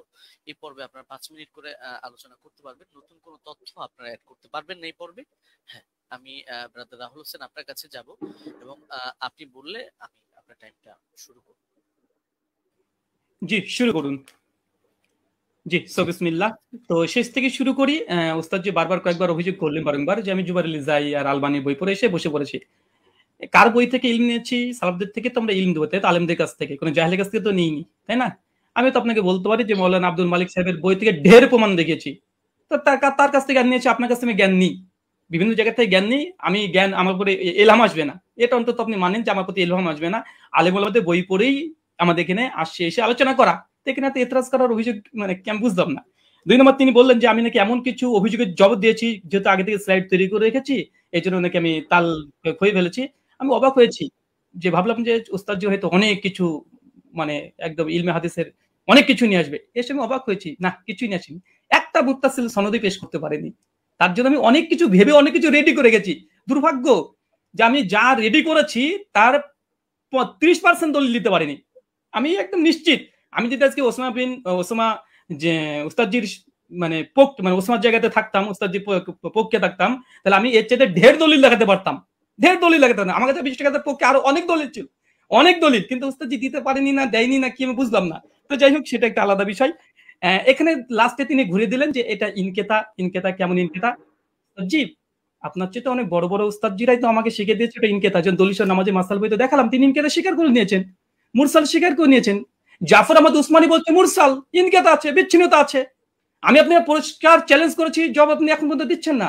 যে হাদিস সহিহ হওয়ার জন্য 5টা শর্ত। প্রথম শর্ত, হাদিস মুত্তাসিল হতে হবে। হাদিস কি মুত্তাসিল? মুত্তাসিল না, বিচ্ছিন্ন ঘটেছে, ওলামারা স্বীকার করে নিয়েছে। আজ যদি আপনি অস্বীকার করতে চান, জনসাধারণ দেখছে, এমন খেয়ানত অন্তত করাটা উচিত নয়। যেখানে আমাদের মৌলানা আব্দুল মালিক আব্দুল মতিন সাহেব স্বীকার করে নিয়েছে ইনকেতা ঘটেছে, আর আপনি এসে বলছেন যে ইনকেতা ঘটেনি, ইনকেতা ঘটেছে, তারা মূর্খ। এখন মৌলানা আব্দুল মালিক মতিনকে কেউ যদি মূর্খ বলতে চাই বলতে পারবে, তবে আমি বলতে চাই না। 3 নম্বর, তিনি বললেন যে দাউদ বিন কায়েসের হাদিসের জমা হওয়ার কথা আছে, ধরে নিলাম, আচ্ছা আছে, জমা হওয়ার কথা আছে। আচ্ছা উস্তাদ জি, এটা কি ইনসাফ? মোহাম্মদ বিন ইউসুফ থেকে টোটাল 8 জন বর্ণনা করছে তারাবি রাকাত, 5 জন বর্ণনা করছে 1 রাকাতের পক্ষে, এই 6 জন, আর মাত্র দাউদ বিন কায়েস বলছে 1 রাকাত। তাহলে 7 যদি হয় কোনটা হবে? দাউদ বিন কায়েসের বিরুদ্ধে মোহাম্মদ বিন ইউসুফের 5 জন শাগিরদ আছে। এই 5 জনকে উড়িয়ে দিয়ে দাউদ বিন কায়েসের হাদিসটা আপনি গ্রহণ করতে চাচ্ছেন? এটা কোথাকার রাসূল, একটু আমাকে জানিয়ে দিবেন। আর 2, দাউদ বিন কায়েসের আমি আরেকটা অংশ বলেছি, ওটা আপনি হয়তো হজম করতে পারেননি, কারণ এই দলিলটা নতুন আপনার কাছে, বুঝতে পারেননি। আমি বলেছিলাম যে দাউদ বিন কায়েস তিনি আরেকজন তার ছাত্রের কাছে ইমাম ফারাবির কিতাবুস সিয়াম থেকে দলিল দিয়েছি, যে তিনি বলেছেন ওমর রমজান মাসে তারাবির জামাত শুরু করেছে, কত রাকাত উল্লেখ নেই। এবং মুসান্নাফ আব্দুর রাজ্জাক ওই সনদেই ওখানে আছে দাউদ বিন কায়েস ওয়া গায়রহু, এবং আরেকজন বর্ণনা করছে, কে বর্ণনা করছে উল্লেখ নেই। এখানে দাউদ বিন কায়েস রাহিমাহুল্লাহ তিনি অন্য ছাত্রকে বলছে কোন রাকাতের কথা উল্লেখ করেনি। তাই যদি সাজ হতে হয় 21 টাকাতে বর্ণনা সাজ, কেন দাউদ বিন কায়েসের বিরুদ্ধে 5 জন 1 রাকাত বর্ণনা করেছে। ইয়াইয়া সাইদ আল কাত্তানের মতো রাবি আছে, কাকে চাই আর, কে দরকার আর? ইয়াইয়া সাইদ কাত্তান এর মতন ব্যক্তি আছে, তারপর অন্য কাউকে দরকার? 5 জন। তাই দাউদ বিন কায়েসের হাদিসই জয়ীফ হবে, সাজ হবে মোহাম্মদ বিন ইউসুফ থেকে, বাকি 5 জনের হাদিস কোনোভাবেই না দাউদ বিন কায়েসের হাদিস। অতএব মানে এই হাদিসে এসে সাজ হওয়ার কারণে জয়ীফ। প্রথম কথা। এখানে বলছেন যে ইমাম মালিক থেকে নাকি আমি প্রমাণ পেশ করতে পারবো না যে ইমাম মালিকের ছাত্ররা, কারণ যে মাযহাবের আমি মত বর্ণনা করব সেই মাযহাবের ইমাম থেকে দেখাতে হবে। আমি মনে ভুলে গেছেন, আপনি যে কাসেম থেকে বর্ণনা পেশ করেছেন, ওই কাসেম থেকে দেখে দিয়েছি। ইবনুল কাসিম ইমাম মালিকের ছাত্র স্বয়ং বলছে যে ইমাম মালিকের যুগে 36 রাকাত হতো, কিন্তু ইমাম ইবনে কাসিম নিজেই বলছে যে আমি, ইমাম মালিক বলেছেন যে ফি নাফসি, আমার জন্য ইহিদ আশারা, আমি 1 রাকাতকে গ্রহণ করেছি। মানুষ কি পড়ছে উমরের ইমাম মালিকের জামানায়। ইমাম মালিক কত গ্রহণ করেছে? কত? তিনি 1 রাকাত। আমি আপনাকে 2-3টে প্রমাণ দেখেছি। বদউদ্দিন আইনের কথা বলেছেন, বলছে সনদবিহীন। সনদবিহীনের কথা যদি আসে গোটা ফিকে হানাফিকে ডিস্ট্রাই করে দেওয়া যায়, অন্তত এরকম সে বেইনসাফি করবেন না। আর এখানে আরেকটা বিষয়, যে উনি বললেন যে আমি আবু জাফর রাজিকে নিয়ে কিছু কথা বলেছি, উনি নাকি দলিল পেশি করেনি। ওস্তাদ জি একটু মাঝে মধ্যে পানি খাবেন, তাহলে একটু স্মৃতিটা একটু ভালো থাকবে। আপনি বলে দিয়েছেন ঝুলে, মনে নেই? আপনি বলেছেন আবুল আলিয়ার হাদিস আছে। আবুল আলিয়ার হাদিসের রাবি কে? আবুল আলিয়ার হাদিস মুক্তারা আল মুক্তারা আল হাদিস মুক্তারার মধ্যে আবু জাফর রাজি আছে। তাই বুঝি মাঝে মধ্যে একটু পানি খাবেন। আপনারা হয়তো অনেক পড়াশোনা করেন, মাঝে মধ্যে অনেক কিছু আছে দিয়ে মানে কি বলছি কি হচ্ছে হয়তো এগুলো শুনতে পাচ্ছেন না। তো সর্বোপরি কথা হচ্ছে এটা, মুয়াত্তা মালিকের যে হাদিস আলহামদুলিল্লাহ গোল্ডেন চেন, এবং মতনের উপরে যে অভিযোগ করেছিলেন যে দাউদ বিন কায়েসের কারণে জয়ীফ, দাউদ বিন কায়েসের হাদিসে সাজ, ইমাম মালিক মুয়াত্তা মালিকের হাদিসের পক্ষে 7 জন আর হাদিস বর্ণনা করছে আলহামদুলিল্লাহ। আর 2 নম্বর, ওস্তাদজি যতগুলো দলিল দিয়েছে সব সনদে ইনকেতা আছে। উনি এটাকে যতই জোর করে প্রমাণ করার চেষ্টা করুক যেটা ইনকেতা সনদ গ্রহণযোগ্য, আমিও 4 জন মুহাদ্দিসের কথা নকল করেছি। ইনকেতা মুরসাল হাদিস জয়ীফ হয়, 200 নামাজের মাসালেও আছে, সে মুসলিমাও আছে আলহামদুলিল্লাহ। 5 মিনিট আমি আলী হাসান ওসামা আপনার কাছে যাব এবং আপনি 5 মিনিট সময় পাবেন, এখানে নতুন কোনো তথ্য আপনি অ্যাড করতে পারবেন। জি, শুনতে পাচ্ছেন? আপনি বললে আমি টাইমটা শুরু করব। জি, শুরু করুন। 10 সেকেন্ড। হামিদান ওয়া মুসাল্লিয়ান ওয়া মুসাল্লিমা ওয়া বাদ। ব্রাদার রাহুল কিছু কথা বললেন যেটা আপনাদের মূলনীতির বাইরে ছিল। এটা তিনি বহুতবারই দিয়েছেন, আমি এটা গুলো এড়িয়ে দিয়েছি। লাস্ট এই পর্যায়ে আমি বলি যে তিনি বললেন যে আমার জায়গায় থাকলে আরো দলিলের ভান্ডার খুলে দিতেন। দলিলের ভান্ডার খোলার প্রয়োজন নেই তো। আমার সামনে যে নোট আছে, আমি তো ঘোষণা দিয়েছি, দেখেছেন যে আমি বিষয়ে কিতাব রচনা করছি, শীঘ্রই বের হবে। তো সুতরাং দলিলের ভান্ডার নামিয়ে বসলে তো আর কিতাবের ঘোষণা অগ্রিম দেওয়ার কথা না, কিন্তু সবগুলো দেওয়ার কোনো প্রয়োজনই মনে হয়নি, কিছু জিনিসের রুচি হয়নি। আপনি যেমন একটাকে টেনে আরেকটার সাথে নিয়ে দাঁড় করিয়ে দিচ্ছেন। আপনি বলছেন যে 8 জন বর্ণনা করেছে, আমি কেন শুধু দাউদ বিন কায়েস আর মোহাম্মদ বিন ইউসুফের কথা আমি কেন টানছি বারবার, যেটা শাগিরদের মধ্যে টেনেছি এ কারণে আমি বলেছি বাকি কোনোটার মধ্যে আপনি 8 জন না আপনি 100 জন দেখেন, কোনোটার মধ্যে আদেশের কথাই নেই। আপনি তো মূল পয়েন্টটি টেনেছেন এটা, বা আমাদের আলোচ্য শিরোনামই এটা যে ওমর রাদিয়াল্লাহু আনহু কত রাকাত তারাবির আদেশ করেছেন। আপনি পানি তো অনেকবার খেয়েছেন, আরো খাবেন সামনেও। পানি খাওয়া খাওয়া শেষ করে আপনি মজলিস শেষ করে আপনি প্রয়োজনে দেখেন যে ইয়াহিয়া বিন সাঈদ কাত্তানের মতো ব্যক্তি বারবার যে বলছেন, বা আব্দুল আজিজ বিন মোহাম্মদ দারাওয়ারদের কথা বলবেন, যাদের কথা আপনি বলেন তাদের রিওয়ায়াতগুলোর মধ্যে আদেশ করেছেন এই শব্দটা আছে কিনা। আচ্ছা, দাউদ বিন কায়েসকে আমি এজন্য দাঁড় করিয়েছি যে এখানের কথার অর্থ আর আপনি যেই সনদটা টেনেছেন ইমাম মালিকের, সেই কথার অর্থ হলো সেম। আর এই যে সনদটা ইমাম মালিকের সনদে যে কথাটা আপনি টেনেছেন, এটা বিভিন্ন কিতাবে আসলেও কিন্তু কারোর সাথে কারো তো মিল নেই। মূল কথা তো এটাই রেওয়ায়েতের, যদিও অনেকজন রেওয়ায়েত করেছেন, কিন্তু শুধু এই আদেশ আর নিষেধ অথবা রাকাতের বিষয়টা নিয়ে সমস্যা এমন তো না, প্রচুর ভিন্নতা। এক জায়গায় দেখা যায় উবাই বিন কাব তামিমদারির নাম আছে, আরেক জায়গায় নাই। আরেক জায়গায় হলো শুধু আদেশ করেছেন এই কথাটা আছে, কিন্তু আমল কি ছিল তাদের, আদৌ কি তারা এটা আমল করেছেন না সিদ্ধান্ত চেঞ্জ করেছেন সেটার কথা নাই। আরেক জায়গায় দেখে যে শুধু আমলের কথা আছে, আদেশ আদৌ করেছেন কিনা এটার কথাই নাই। তার মধ্যে আপনি বললেন যে আবুল আলিয়া, এটা কোন সনদের মধ্যে আছে যে আমি উবাই বিন কাব প্রসঙ্গে যে কথা টানলাম ওটার মধ্যে আছে। এটা তো আমরা তারাবির 20 রাকাতের আলোচনার মধ্যে কথা টানিনি। এটা তো আমরা দেখিয়েছি যে আপনার ওই মূলনীতি বোঝানোর জন্য যে আমল যদি খেলাফ হয় তার বর্ণনা, তাহলে সেই ক্ষেত্রে হাদিসের দুর্বলতা সাব্যস্ত হয়, ওইটা বোঝাতে গিয়ে যে সাহেব বিন ইয়াজিদের আমলও খেলাফ, ইমাম মালিকের আমলও খেলাফ, একইভাবে আপনার উবাই বিন কাবের আমলও খেলাফ। উবাই বিন কাবের আমল কিভাবে খেলাফ এটা বোঝাতে গিয়ে 3টা দলিল দিয়েছে, এর মধ্যে আপনার এই পয়েন্টটা আছে। আর আপনি বারবার শুধু টানছেন যে মুনকাতি মুনকাতি মুনকাতি। আপনি শুধু একটা শব্দ শিখলেই তো কাজটা শেষ না, আর হুকুমটা তো আপনার ইমামদের থেকে নিতে হবে, শাস্ত্রের আলোকে নিতে হবে। তো আপনি শাস্ত্রের আলোকে না নিয়ে আপনি শুধু নিজের গায়ের জোরে কথা একটা বললে তো হবে না। আপনি আব্দুল রহিম সাহেবের থেকে এলেম নেবেন নেন, আব্দুল মতিন সাহেবের থেকে এলেম নেবেন নেন। আপনি বলছেন যে ওনারাও মেনে নিয়েছেন মুনকাতি। আমি তো বললাম যে যেই নিমাউই রাসারুস সুনানের হাওয়ালা দিলেন, যে স্ক্রিনশট দিলেন, এখানেই দেখা যাচ্ছে ইমাম নিমাউই 2টা কথা বলেছেন।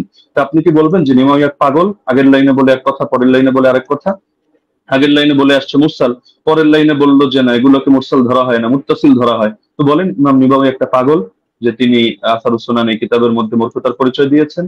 না, এখানে আপনাকে বুঝতে হবে যে আমি এই শব্দ বলেছি, একটা জাহেরি বিবেচনা, একটা হলো হাকিকি বিবেচনা।